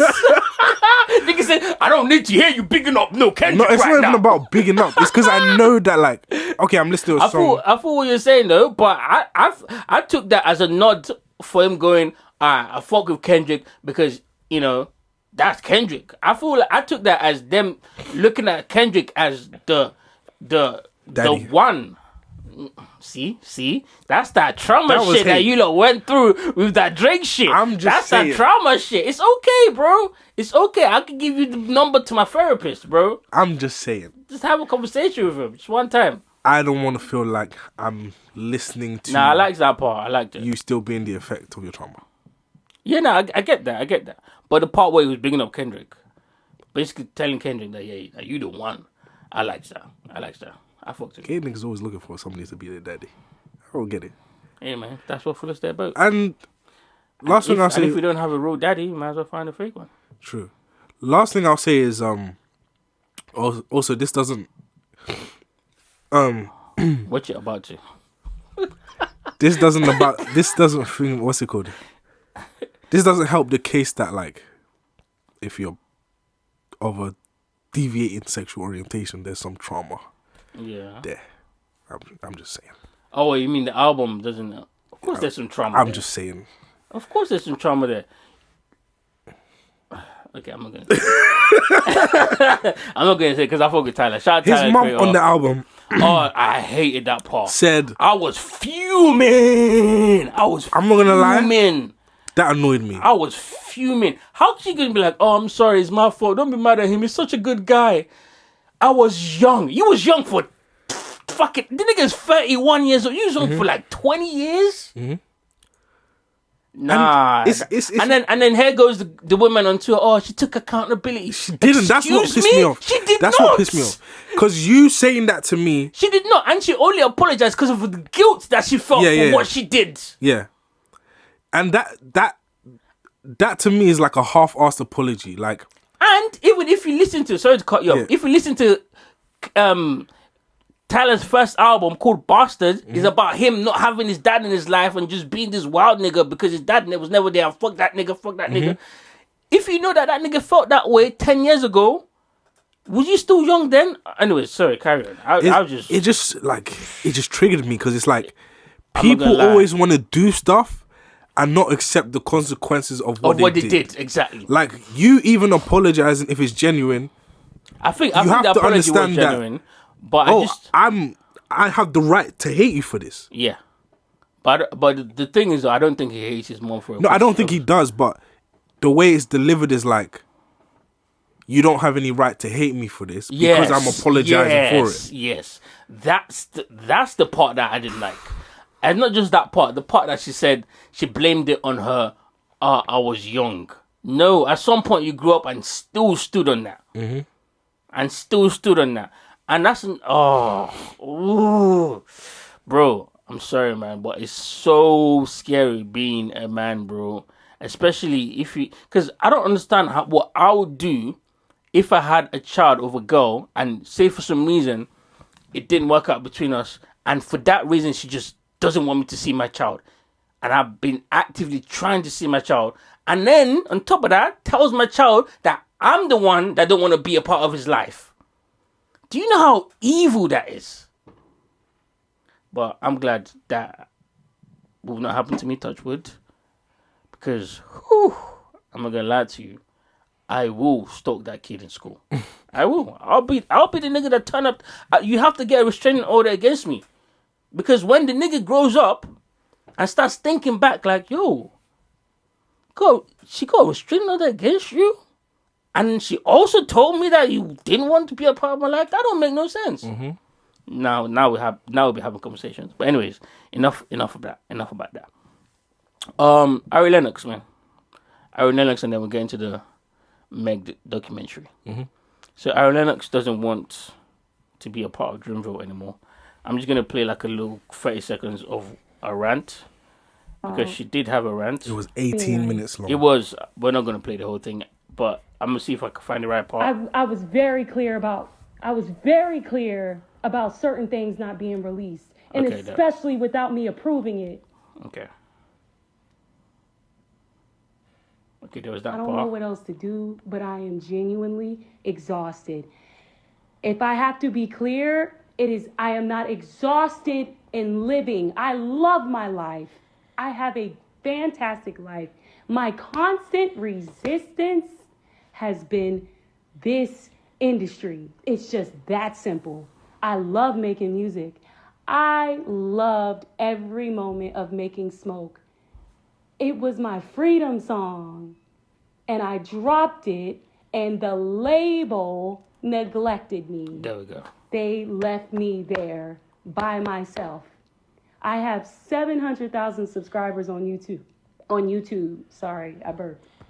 I have 700,000 subscribers on YouTube. Yeah, we heard it. I don't know why all of them subscribers. I guess I'm not promoting it. Like I'm not consistent enough. My algorithm or something is not consistent enough. I don't know, but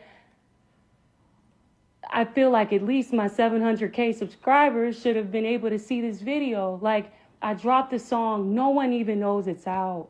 Like if it sucks, that's one thing. Like that's something like I gotta live with. But maybe just maybe no one knows it's out. But if it sucks, that I'm okay with that too.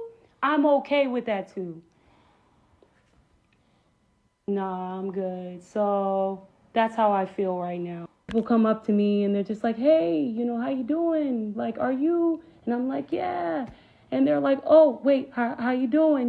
Mental health, like, bro, what the fuck? Like, so even in real life, like, it's the conversation. Like, all right. I was trying to find out the part where she was complaining about having to pay Google ads for her songs.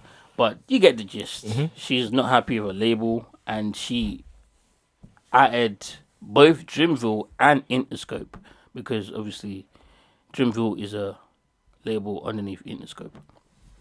And basically, the long and short of it is she's fed up of a label not supporting her. At some point, she said she felt like they're not protecting her. They're not putting her in the right positions to win. And they're not paying for marketing for her songs that she feels like are heaters and ready to go. Yeah.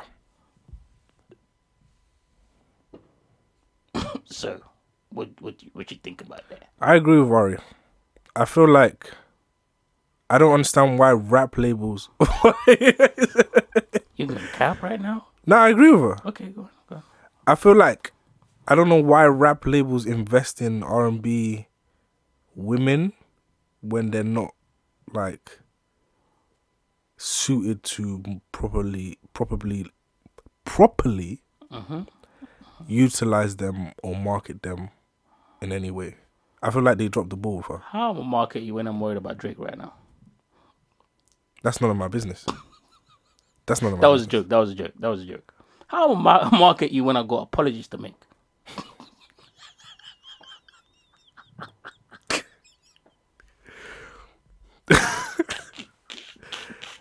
Listen, man. J. Cole, come on tomorrow. I want to apologize to Ari Lennox. I couldn't sleep. It's like it wasn't sitting right with me. Weight heavy on my heart. Oh shit, that's right. Okay, on a serious note, Ari Lennox is some bullshit. I'm sorry, this is some bullshit. She's too much of a crybaby.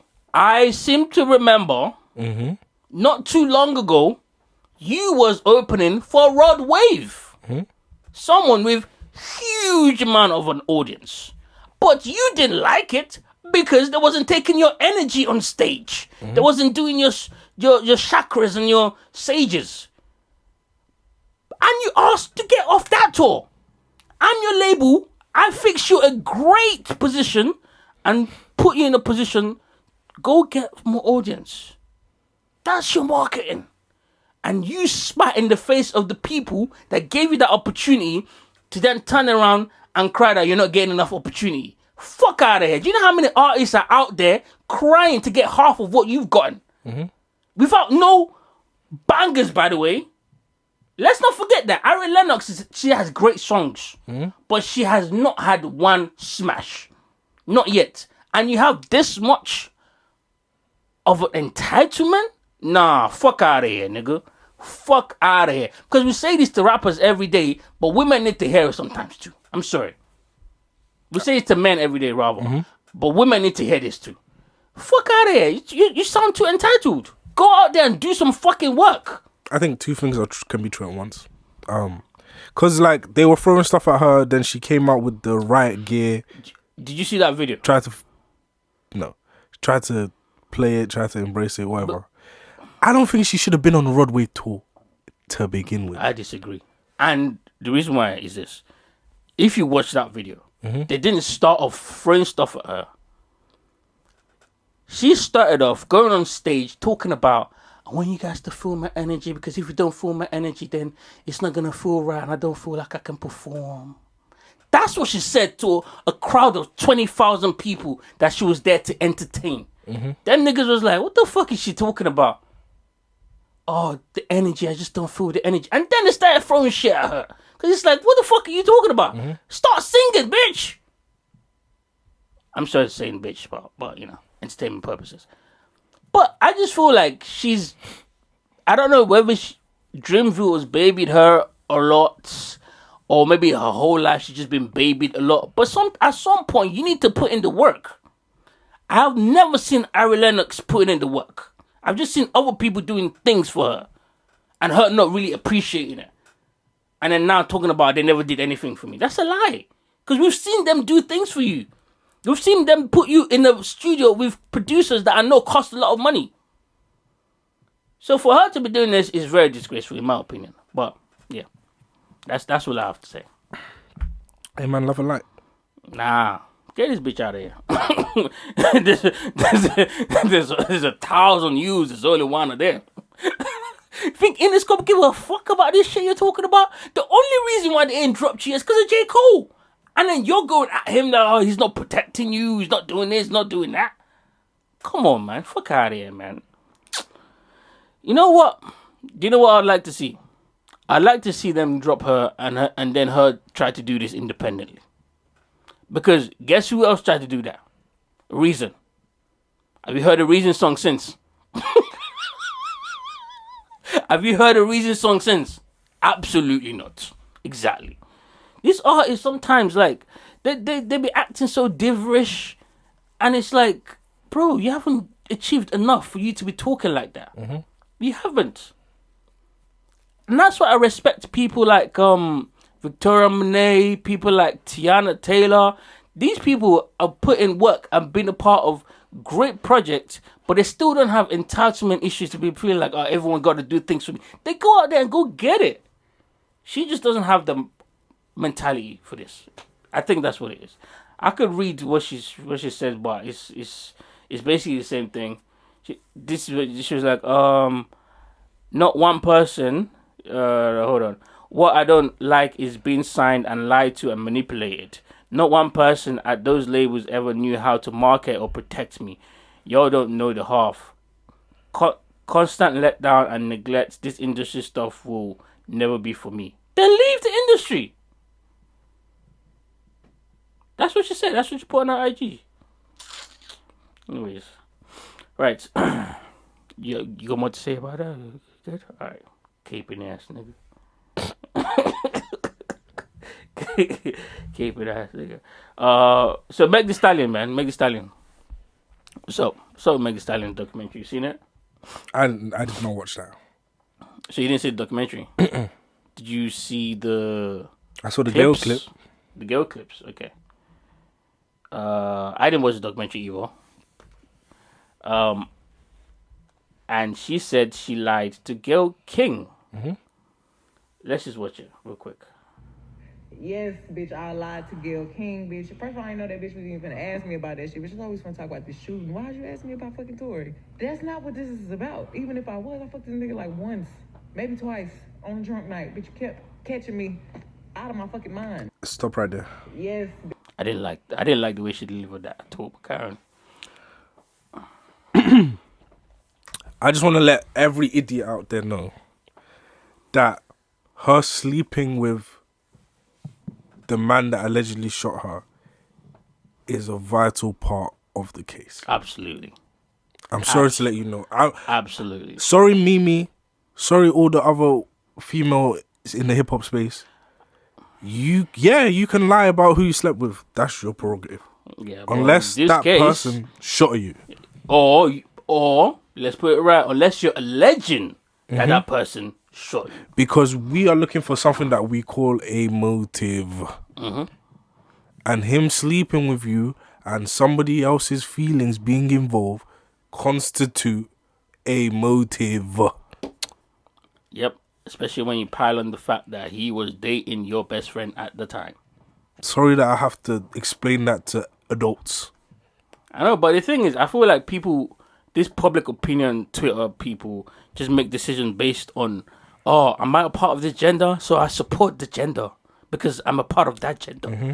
It's like, use your common sense. You are allowed to think on your own. First of all, that's not even where I was going to go with this. First of all, you come on your documentary. Okay, I don't even know how to break this down. First of all, you release a documentary coincidentally with an album that no one cares about. Mm-hmm. To get two things: listeners and sympathy. And the documentary is about the one thing that you told us years ago that you just wanted to leave behind you because it's too much trauma. And here you go bringing it up again. Something that was so traumatic to you, you're bringing it up again. That's signs of insincerity to me. That's number one. Number two, that in this documentary, you decide to attack all of the rumors that you've heard that's been going online about people saying that you lied to Gayle King. This is just one part of it. There's other parts. I'm about to show you another video that's just so nasty. Bro, fair women, bro, especially women like this girl, bro. Tory's dick got him in trouble. That's literally what's happened to Tory. He's in jail for 10 years because he didn't know what girls not to fuck. Simple as ABC. Because she says this on her documentary so conveniently, so cavalier. When after that documentary came out, she went on a whole rant of a whole slew of IG's lives. I remember when she was. I never fucked that nigga. She was in that. Niggas even said, you said in court that you fucked him. I never did that. She was adamant that she didn't. So it was like, cool, all right, fine, whatever. Secondly, in this clip, you're saying, maybe once or twice on a drunken night when you was out of your mind. What the fuck you mean on a drunken night when you was out of your mind? This is what I'm saying. From the moment this case started, I've been saying this girl is a liar. I'm not saying whether she lied about it. She is a liar, period. She just something loves about lying. her is off. I don't like her. I'm not even if you don't want to tell us you slept with somebody, that's not my issue.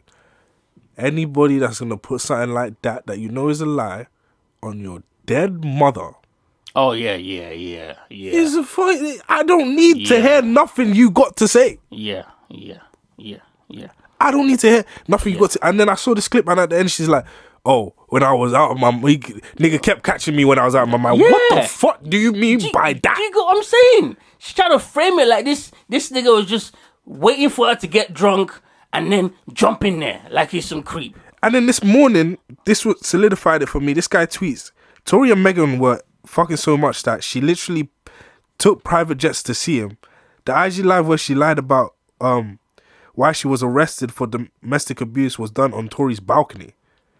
So you just out of your mind, drunk all the time, 24/7, bitch. Exactly. And if that's the case, on the night in question, you know, was coming from a party where you was most likely drunk out of your mind, but you remember every fucking detail.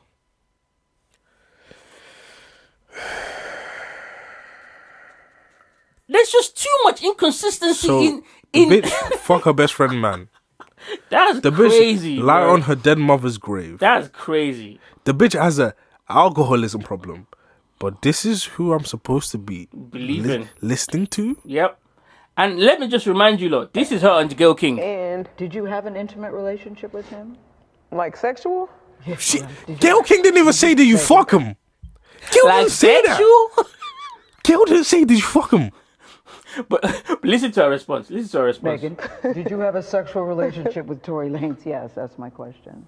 I didn't have a sexual relationship with Tory. And did you? To idiots who want to believe her, who want to do anything to make sure that she sounds like maybe she might be saying the truth. But to niggas that know, to niggas that have common sense, that bitch is lying. Out her teeth. We saw you on Quarantine Radio. You had just gotten fucked. Like, am I missing something here? And not to keep bringing back this, because honestly, it's old now that I just feel like Tory needs to take accountability. She's just such an evil person that she would do that to someone that she claims to love and just move on like nothing happened, and then try to put herself. And this is the thing that I hate the most about all of this shit is, I know I love Jay-Z, but Rock Nation do some evil shit, bro. That's number one. Number two, they're trying to put out this documentary alongside the album to get sympathy points from the irate listeners because the album's not doing well. Our core fan base is not big enough to keep her sustained like that. So they're trying to make her the next Rihanna. You remember what thing that happened with Rihanna and Chris Brown? They're trying to do that so that people go listen to her music and buy into her brand because she's the poor damsel in distress. But that's not going to happen if we can hear the lies. If we can see the lies, we can feel that you're lying.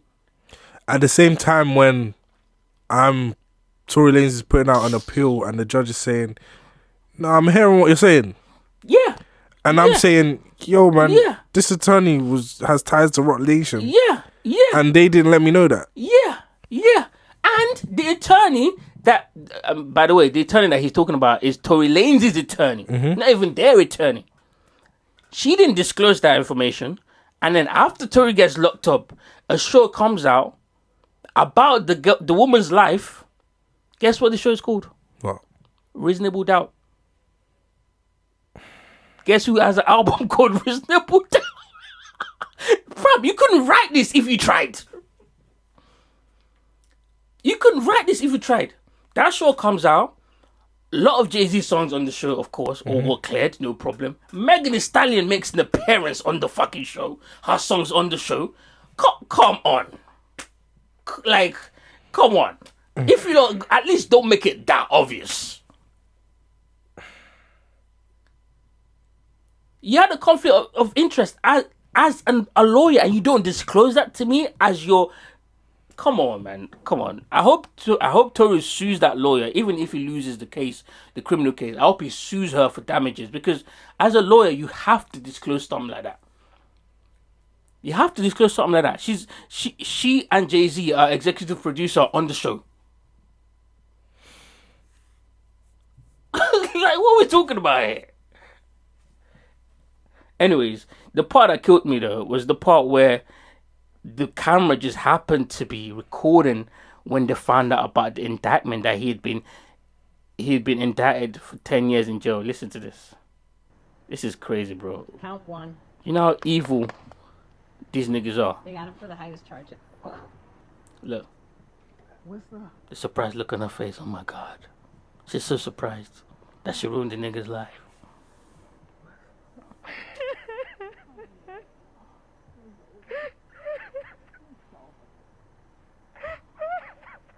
God, not one bit of tears is coming out of them eyes.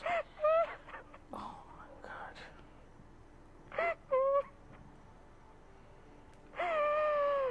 She didn't get no good news. She got news that she done locked up a nigga that did not shoot her. Allegedly. Did not shoot. Allegedly. You wanna keep watching the cry? Or No. Do you know what's pissing me off? There's like another minute. Do you know what's pissing me off? What? The documentary, right? It's meant to tell me some shit. Mm-hmm. What was the purpose of this? It's to remind us that she's a victim. That's why I think this is just so ingenuine. It's just so ingenuous. That's like, wait, hold on. Y'all niggas want to milk this shit to... What you think was going to happen was going to, like, feel sorry for her and then go listen to her music? Mm-hmm. That was the plan. But there's just so much shit like this. The next thing that pisses me off about this video is, if we are shooting a documentary and we happen to capture these moments, cool. But that's not what's happening. Because if you were shooting a documentary, you hired a team and they follow you around. Mm-hmm. This was filmed on the iPhone because the nigga's hand is shaky as hell. Yep. Not only was this filmed on the iPhone, that means, oh no, we heard the news first and then we said, oh wait, let's roll, plan this. Let's roll camera. This camera. Yep. They're about to release. They're about to announce it. Get ready. Yeah. All right. Action. Lights. Camera. That shit is a joke, man. Playing with somebody's life for what? Yep. And according to some of the reports that I've heard from niggas in the industry, Tory was actually in love with this girl. Allegedly. Mm-hmm. Allegedly. Which is why I put some of the blame on Tory. Because you gotta know some people are so evil that they don't care about you like that. They're just, convenient for them, I guess. But anyways. Hey man, Jay-Z, I pray that the coal is hot and the devil is agitated. Hey man, I'm not gonna lie to you. The more I find out about alleged things, because they're suing journalists now, so you gotta say alleged. They're suing journalists. The more I start thinking Jay-Z might be the alleged devil himself. Bro, we glossed past the what's that gay nigga's name that does the interviews?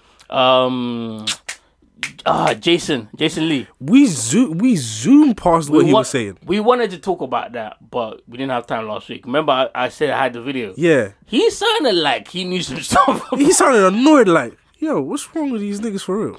Yep. Anyways, that's crazy. And Beyonce is falling off, but niggas don't want to say it. Say again? Beyonce is falling off, and niggas don't want to say it. I saw Beyonce's ass in a YouTube allegedly ad. Bean. Say again? I saw Beyonce's ad in a Levi's YouTube ad. That's crazy. The niggas is falling off. That's crazy. Yeah, no. Well, niggas been known, but you can't say that. That's Jay's girl, innit? Hey man, hopefully Drake does like another album that they can put out in 10 years or something. That's crazy. Anyways, back to good news. Look at that. Don't do that. Don't act like that don't do nothing to you. It doesn't. That's 2 basketballs right there. That's why it doesn't do nothing. Excuse me? You don't even know how to shake The ass that you don't own. I don't care. I don't care. I would help her shake it. Hey, man. I would teach her. Oh, actually, that's kind of crazy. I don't know. But yeah, no, I would definitely get in between them. And she's bisexual too. Her verse on Tyler's album was good. I'm not gonna lie to you. I thought that was Nicki Minaj. I did. I legit, because he released it at first without the feature names in there, Yeah. and I was like, "Oh shit, you got Nicki on here." And then they put the feature names like Doja. I was like, "Excuse what?" I want to play it again. I was like, "Okay." He went and did the Nicki Minaj flow.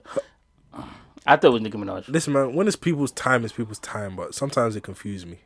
Why'd you say that? Because niggas was talking about it like, oh man, that's a contender for verse of the year. Oh, what, Dochi's verse? I want to listen to that verse, man. Sometimes, like, you ever listen to a verse and be like, oh, that was cool. What the fuck was this nigga talking about? Yeah, it was definitely not verse of the year. What the fuck was this nigga talking about? It wasn't even verse of the album. Like, this is some cool rapping, yeah. What the fuck was the point? Like, Glorilla's verse was better than that. What the fuck was the point? I hate verses where it's like, I got to the end of the verse. I like the verse. But it's like, but what was the it fuck about? did you just say to me? Yeah, what was it about that? I don't know, bro. But shout out to Doechii though. Our album was good, and I know you haven't listened to it still because you're a hater, but it's cool. You should get to it. She's fucking sexy, and you're never gonna take that away from me. Never. Anyways, so now let's talk about some of the Halloween costumes that's been about. The hose was hoeing. But before we get to the hose, obviously we don't do Halloween. I don't do Halloween. I'm Muslim. You're Christian. You know, it's not a thing. It's like in America that's like a big thing like that. And it's a bit of a big thing here as well. But you know, I personally didn't go anywhere. I was in my house enjoying my rent, I guess. Anyways, the best costume that I saw was this Japanese girl who was paragliding on a broomstick. Look at this. Hello? That was crazy. That was very, very, very creative. I liked that one. And then, of course, you know, I saw Mo's costume. You see Mo's costume? Bro, they are so good at skits. Andre 3000 with the free. I thought that was genius. That was amazing. I'm going to breeze past some of the good costumes that I saw before I get to the hose. Chris Rock was in this video as well. Chris Rock was in that video? Yeah. In the Bob video. I didn't see that. Oh shit, for real? Chris Rock where is he? Yo, that sound is fucking killing me. You know when they say a listener? Yeah. It was Chris Rock. Oh, it's for real.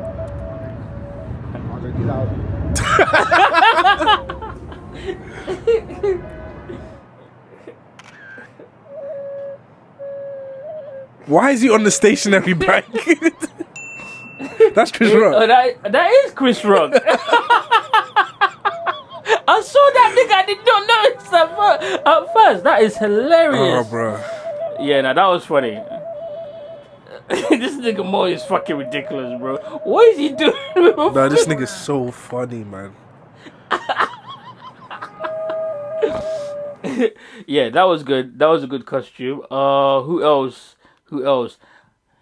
Did you see the Haley and Bailey Chloe costume? No. Oh my god! Click on Haley and Chloe for a second. I want it to be Fred. Jinkies. Yeah. So there were Daphne and Velma. And you know niggas don't watch a lot of porn with Daphne and Velma. So I got to imagining some things. I almost messaged that, can I be Freddy? You want to be I want to be Shaggy.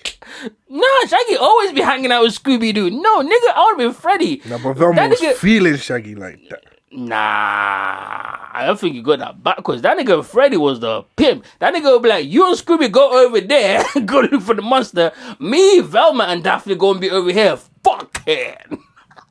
You a bitch ass nigga. Anyways, yeah, they were some very beautiful women. Look at that. That's prime real estate right there. Beautiful, beautiful. And then she had another one where she was Halle Berry. She had multiple costumes. Beautiful again.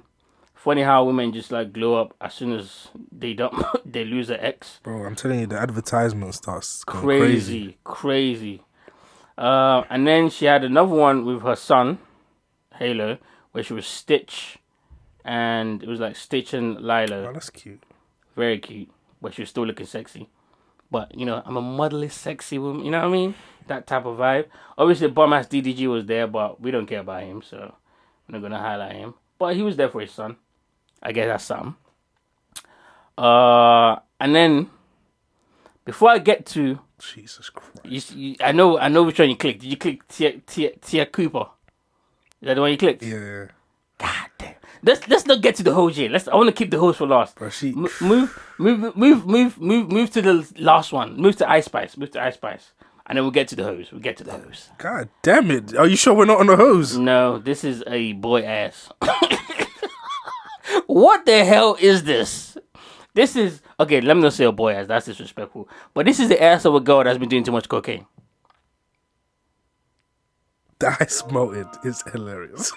It did melt. Bro, you niggas are unhealthy women. No, she was better when she was fit. This is disgusting. You niggas and women that can't run away. What's your deal? What's up with you niggas, man? What's up with you niggas? Well, you want that bitch to be moving freely? Hell no, I'm joking.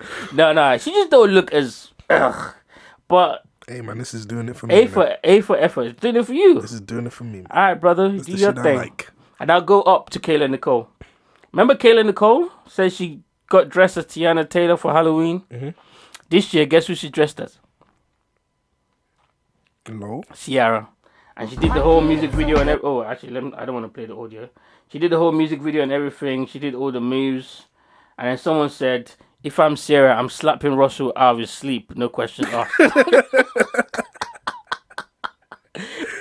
And it got me thinking about how women get niggas that they don't even know. She might never even met this nigga. Ciara, damn, god damn it. Yeah, no, she was going ham. But she did it better than Ciara, I'm not gonna lie.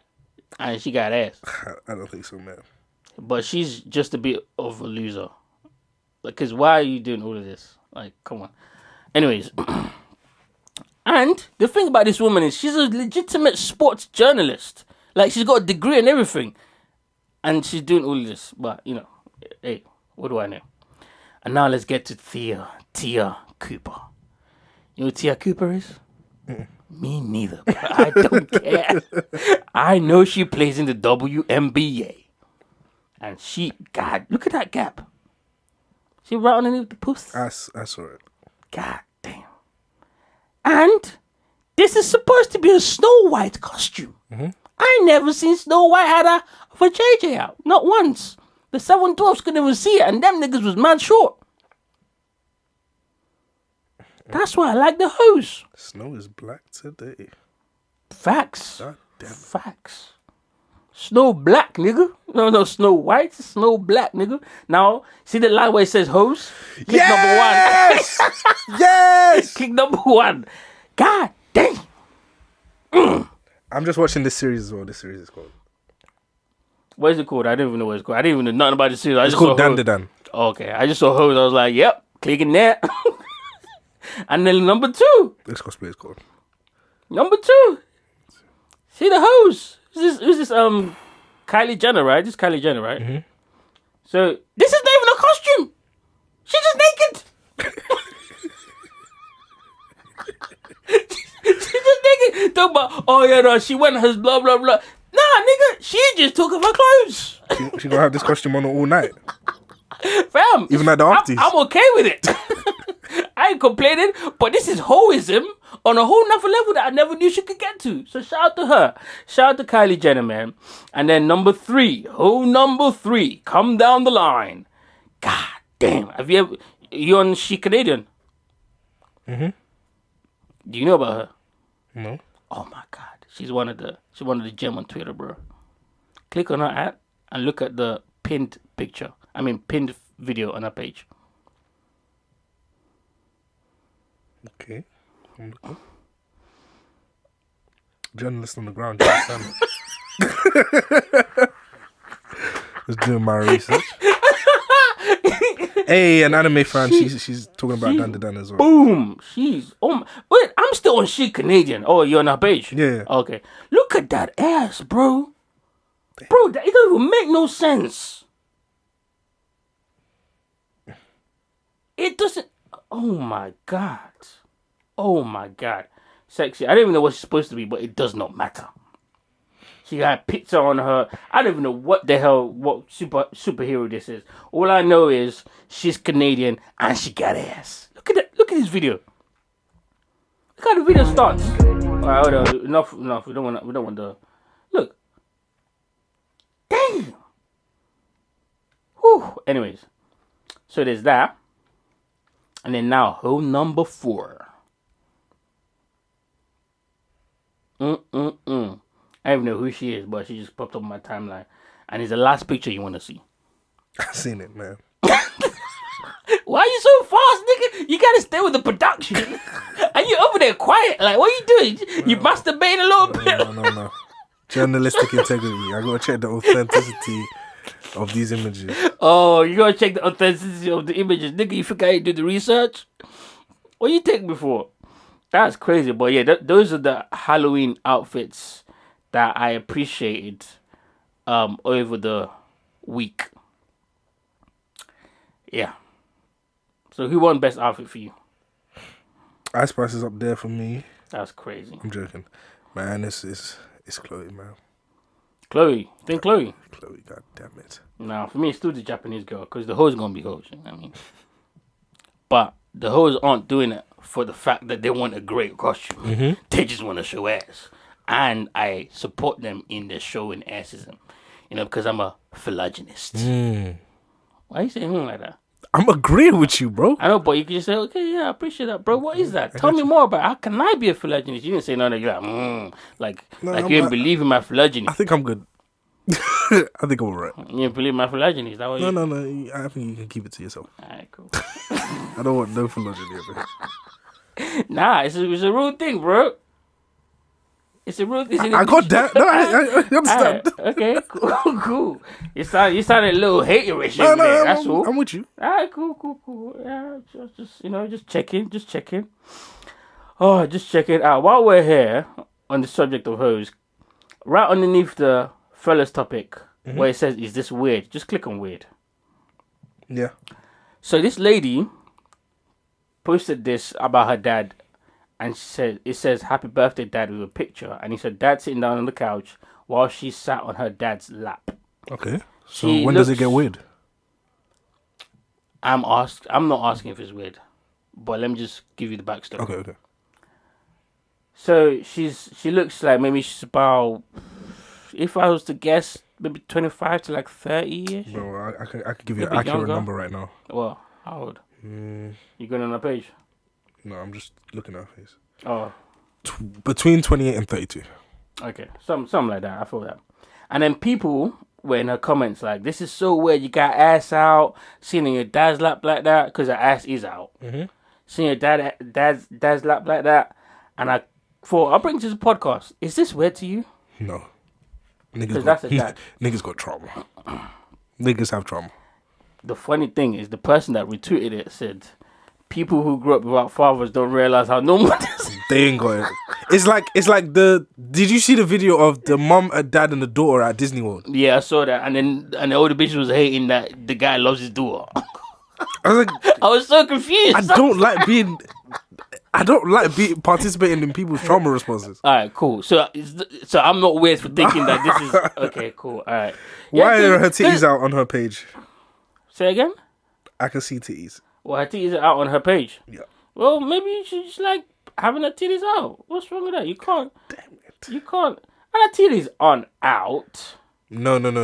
Oh, you talking about this? No, not her. Oh. Yeah. Oh, wow. Hey, man. Wait, are you sure that's her dad?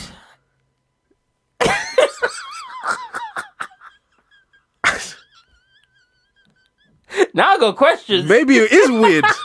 Maybe it is. Maybe I'm bugging.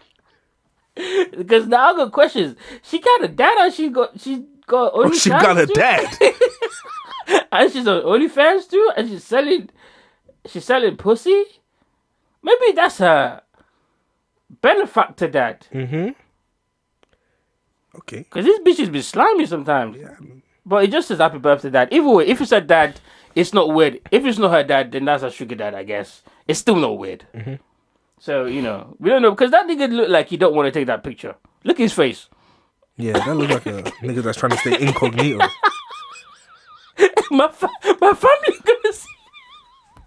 My family might see this. Oh, that is hilarious. Anyways, there's that. And I think we got everything else on the dial. Yeah, Lil Uzi forgot how to make good music. Wasn't checking it out anyway. Yeah, big mistake. I shouldn't have pressed play on that. That shit was ass. It was just 2-pack. What Joe Bud said? That shit is a 2-pack of ass. What else do we got? So there was a drill rapper. I can't bother playing the video. Mm-hmm.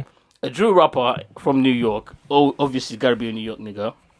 Meets one of his fans, right? Mm-hmm. Actually, I'll show you the picture so that it gives context. Meets one of the fans, and then the fan's like, "Oh, let me take a picture," but they recorded a video, right? There's another video, but this screenshot is from the video. So he's got his, you know, the money held out like that in front of the rapper. Look at how the nigga is looking at that money. Don't you know? After this video was taken, that nigga robbed him for the money, and now he's facing 20 years in jail. See, some niggas don't want to be seen. Does that make sense?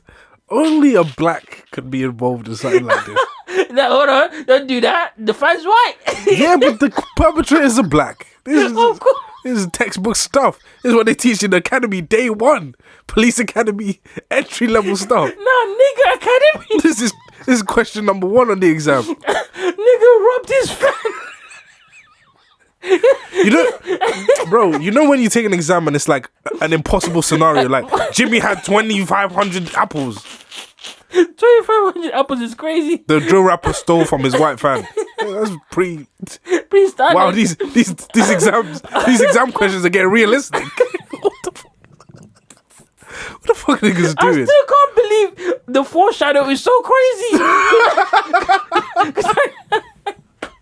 Because as a black person, the niggas, the white fan's friend is recording the video, right?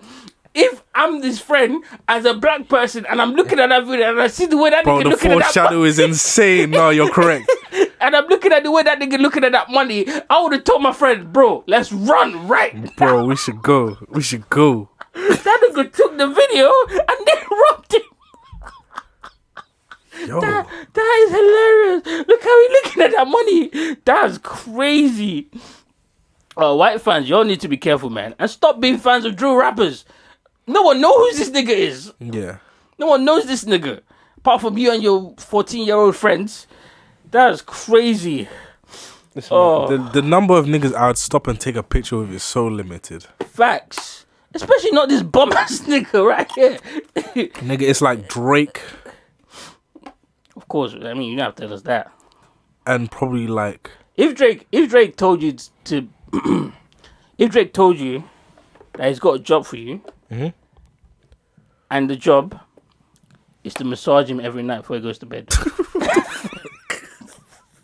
Would you take it? I'll just be a masseuse, yeah. Just be a masseuse. You're just a masseuse, no? Yeah, you're a masseuse, but you take the job. Yeah. That's crazy. How much is he paying me? Nah, that's peace. How much is he None. Nothing. That's ridiculous now. Nah, you get to be. No, that's okay. I'm alright.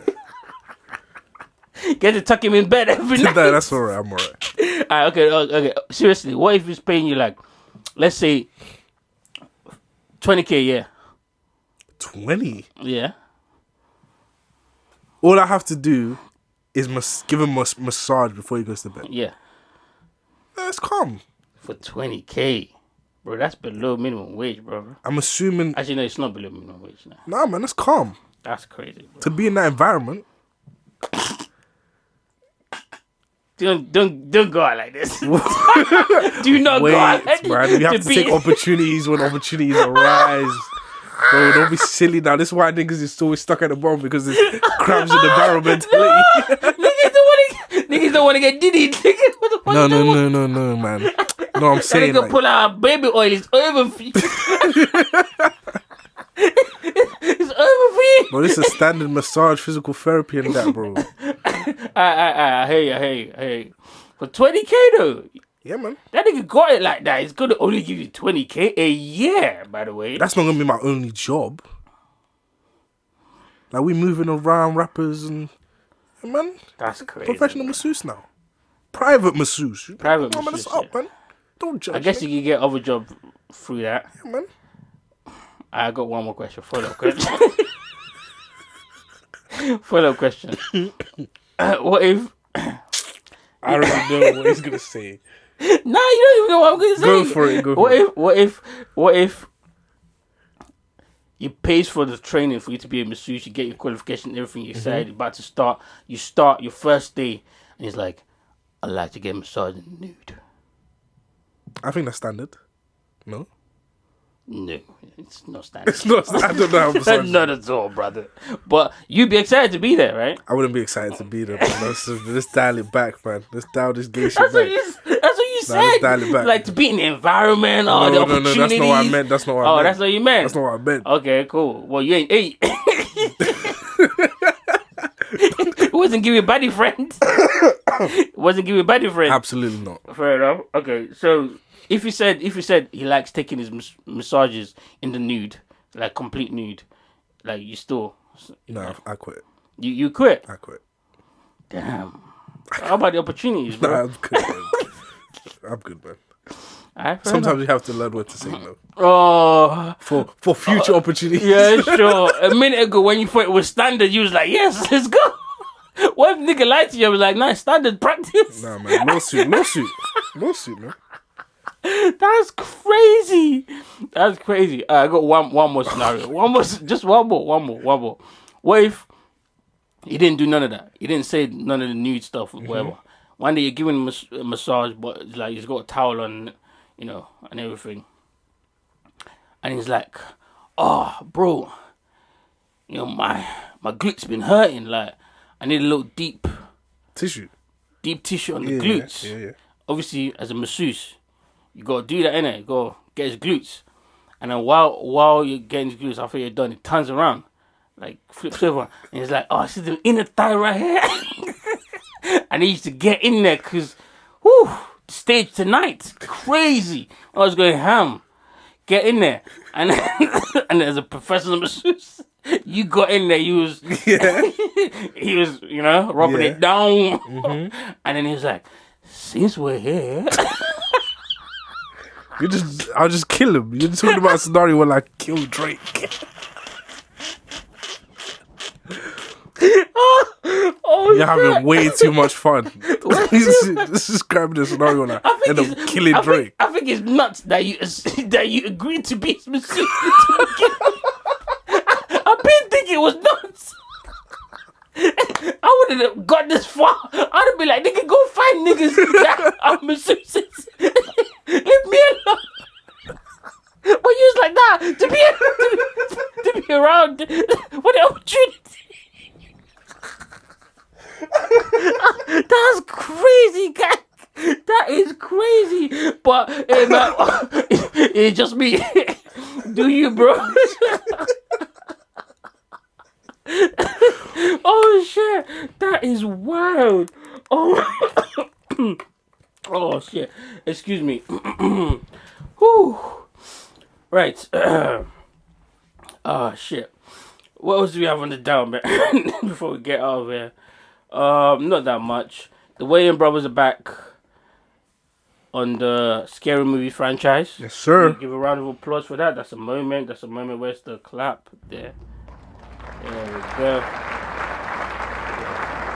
So that means Scary Movie's about to be good again. That was fucking funny. Oh my god. Scary Movie's about to be good again. Yeah, I'm excited to see the new Scary Movies. Remember, I got it on tape.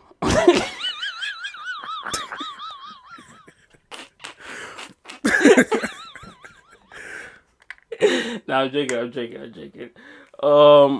Yeah. Trey Rags, his video. Yeah.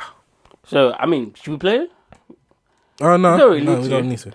He basically released a video saying, guys, gotta tag them niggas. I gotta be in this, and I respect it. Some niggas might feel too cool to, reach out for opportunity that is kind of like a dream to them. You know what I'm saying? I'm sure Marlon, someone in the weigh-ins, probably seen his video before. I'm sure they've definitely come across his video before. He's funny. They would know, the perfect role to put him in, and I think he should be in it. As like one person from like the new generation type. You know what I mean? I think he should be in it. Yeah, I know that people like all the original characters and all that.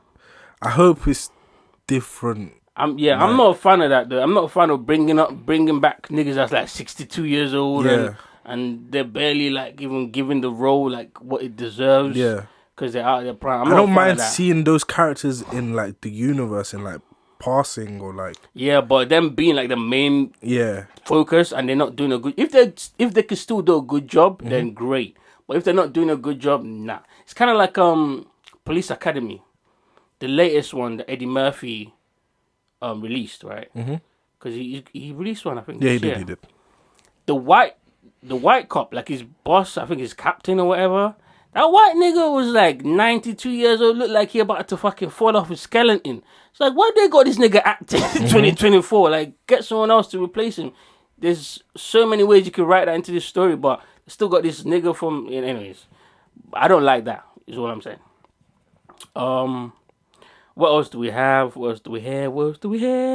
Shaq on Angel Reese podcast.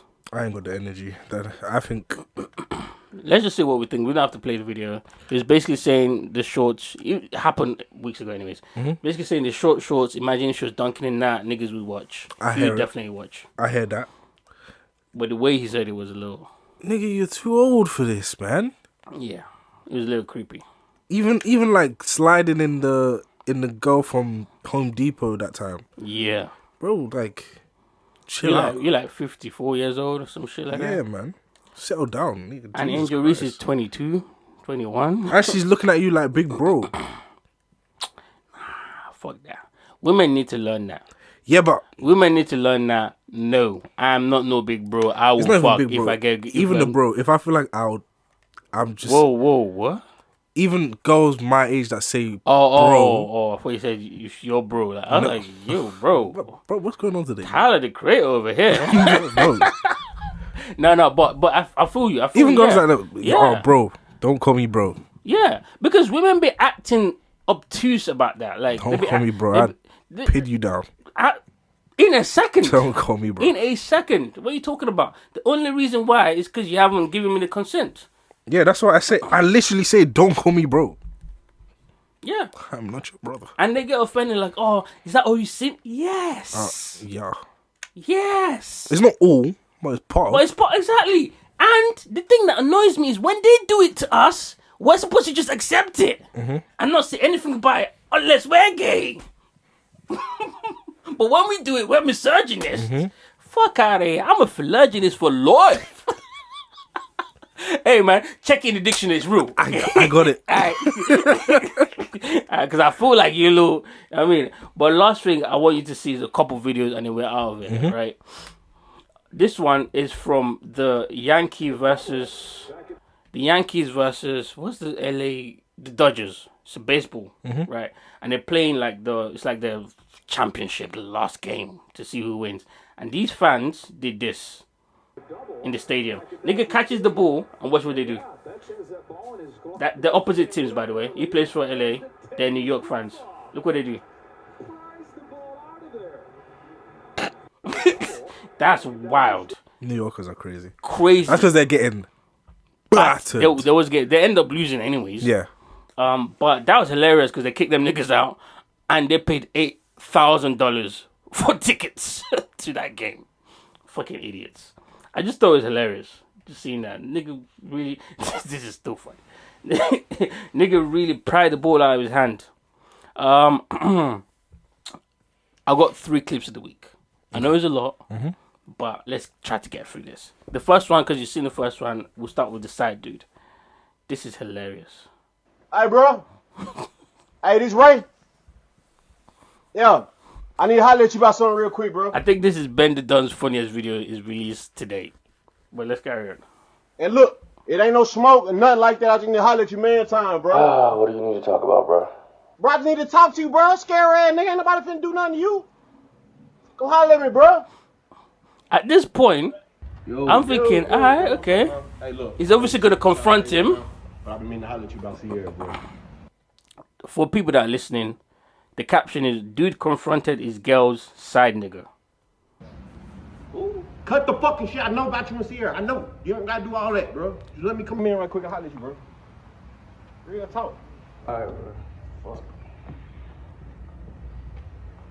So, like, what's up, bro? You it's right? Yeah, straight. Bro, to be honest, bro. Is that rage? Look, I know you and Sierra been fucking with each other for like the last year and a half. And look, bro, stop. Like, bro, it's cool. I'm not tripping. I got my own little shit going on. I'm somebody else's side nigga. We in the same boat. I came over today to tell you, bro, I think it's time you step up and become the main nigga. Me? Yeah, bro. It's your time. I can't do this shit. This is hilarious. This shit is over, bro. And the thing is, I can tell she like you a lot. Me a lot. Yes, bro, I can tell she like you a lot. That's yours. And cut the shit, man. I know what's going on. She like you a lot, man. I can tell by the way she be sneaking around doing all that little sneak ass shit. She like you, bro. I know you a good dude, bro. I can just tell you a good dude. You know what I'm saying? And it's just time you step it up. I can take your place. You won't take my place, yes. You like it, don't you? Yeah, you like it, don't you? Act like it, man. Act like it. But like, why? Like, I get it, but why? I ain't never heard nothing like that. Okay. I'm gonna be completely honest. This is hilarious. It's like it's so much shit, bro. My pockets is running low, bro. Her birthday just passed. I don't know if I can survive another one of them. Weed ain't selling like it used to. The gas $5 a damn gallon, bro. Can't do this shit no more, bro. It's your time, fam. It's your time. Yeah, today's your big day, fam. Look, I noticed he left with that nigga's wine. Wait, hold on. Listen to this. Hey, family, look, I'm gonna argue with her about 10:30. You should call her around 11. She should just be getting done crying. You gonna break up with her? Yeah, I'm gonna break up with her. And then you call around 11:30, okay? Today is your day, my boy. I love you. Alright, gang. Another thing, my boy, make sure you get some South Punch straws and snapper. She love that shit. You said snapper? Yeah, she love that shit, the green kind. Alright, green. My boy, do your thing. That nigga left with his wife. Swapped his girl for a bottle of wine. It's crazy. Oh, shout out Ben Dunn. I haven't laughed at a skit like that from him in a while. I'm not gonna lie. That was fucking funny. This reminds me of the last one when it was him and Drishki in the club. And he's like, we chained that fuck nigga live. Bro, that picture is hilarious. We chained that fuck nigga. That was a moment. That was fucking hilarious. Because it looked real when I first saw it. Yeah. I didn't know that he was a comedian then. I thought, damn, Drewski's mad disrespectful. And then I found out that it was a skit. I was like, oh shit, that's good one. That's a good skit. Anyways, that's my first video clip of the week. Next one is this one's short, so I'll play this one next. So let me set the scene. Hold on. So he's clapping cheeks, right? As you can see. Maybe we don't want to put the volume so long. And watch. This is how I'll be when I'm... The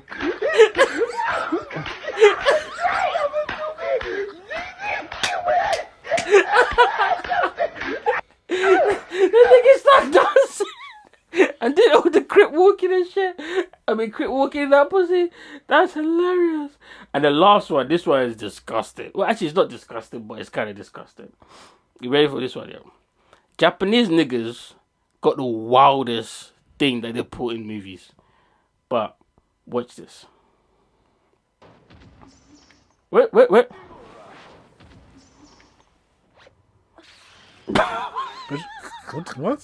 Watch it again.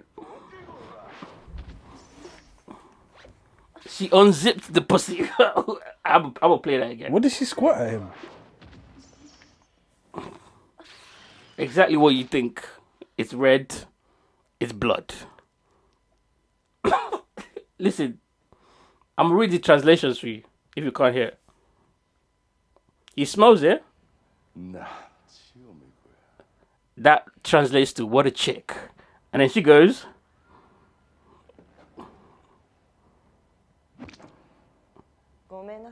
sorry. My period just started. She unzipped the pussy and squirted period blood on his face. And then he snips. This is in a Japanese movie, bro. That's how I felt when I saw it. Like, what did I just watch? What the heck was that? She unzips she unzips her pussy and then squirts. We can't even show you like this, even if we tried. She unzips the pussy and then squirts the period blood on the nigga face. And nigga, what a chick. He sniffed it. That's crazy. That's disgusting. That is disgusting. But I thought, I'll show you. But yeah, that's it, man. That's it. That's all we have. Do you have any clips? No. No. Alright, cool. I had enough for both of us, anyways. That's all we have, man. Let's get us out of here. Shout out to all the people that gave us Halloween costumes. Shout out to all the hoes out there. You know what I mean? And I just wanna let you know. Do you have any food for thought for the people? Anything like that? No? Nah. Not this week, man. Alright. Not this week. Let's go. And if Drake asks you to be his masseuse out there, make sure you tell him no, please. There are so many other people that are qualified for that job. Erykah Badu, I used to love her. Actually, what's the name of the song again? Love of My Life, that's the one. Yeah. It's been episode 117 of the Talking the Hardest podcast. Podcast 117. Shout out to all of you first time listeners and last time listeners.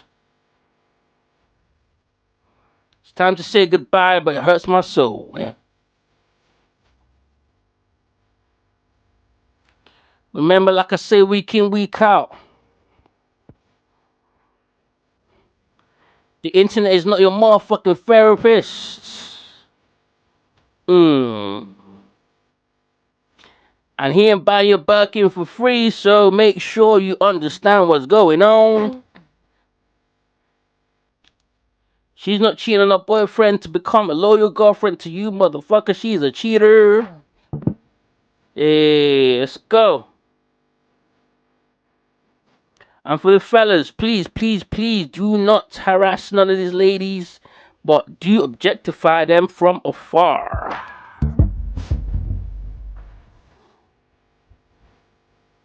And ladies, if you can't afford yourself, please stop talking about men who can't afford you. And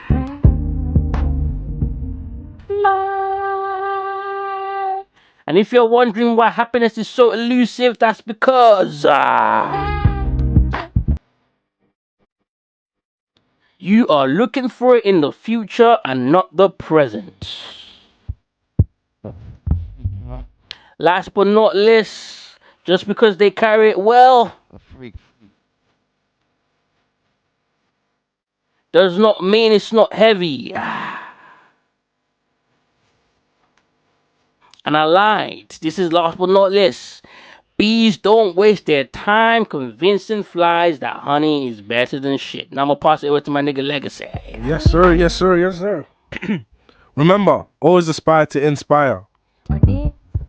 Keep your thoughts based in reality. The goal is to live the dream while awake. Even if you're vegan, always raise the stakes. Come on, man. Don't let goofy niggas in your presence. Because if you let a nigga shenan once, best believe they gon' shenan again. Come on, man. Choose to die trying, because you'll die even if you don't. Come on, man.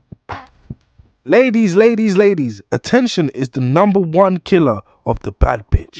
And it's running rampant. Come on. Creatives, not everyone who tries to achieve their goal will succeed, but everyone who tries will share in the joy of the journey. Facts. Learn to say what you believe before your mind starts to believe what you say. And finally, remember, some people are meant to be great. And some people are only meant to bear witness. Facts, man. You already know what it is, man. We go ladies right out.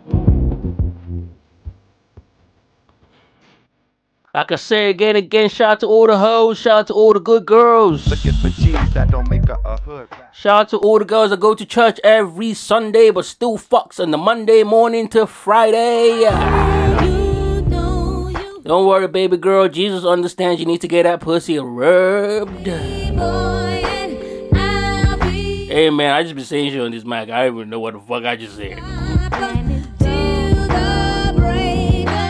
Talking the hardest. Make sure you like, subscribe, and, you know what I mean? Do all the things and sharing, you know, internet stuff.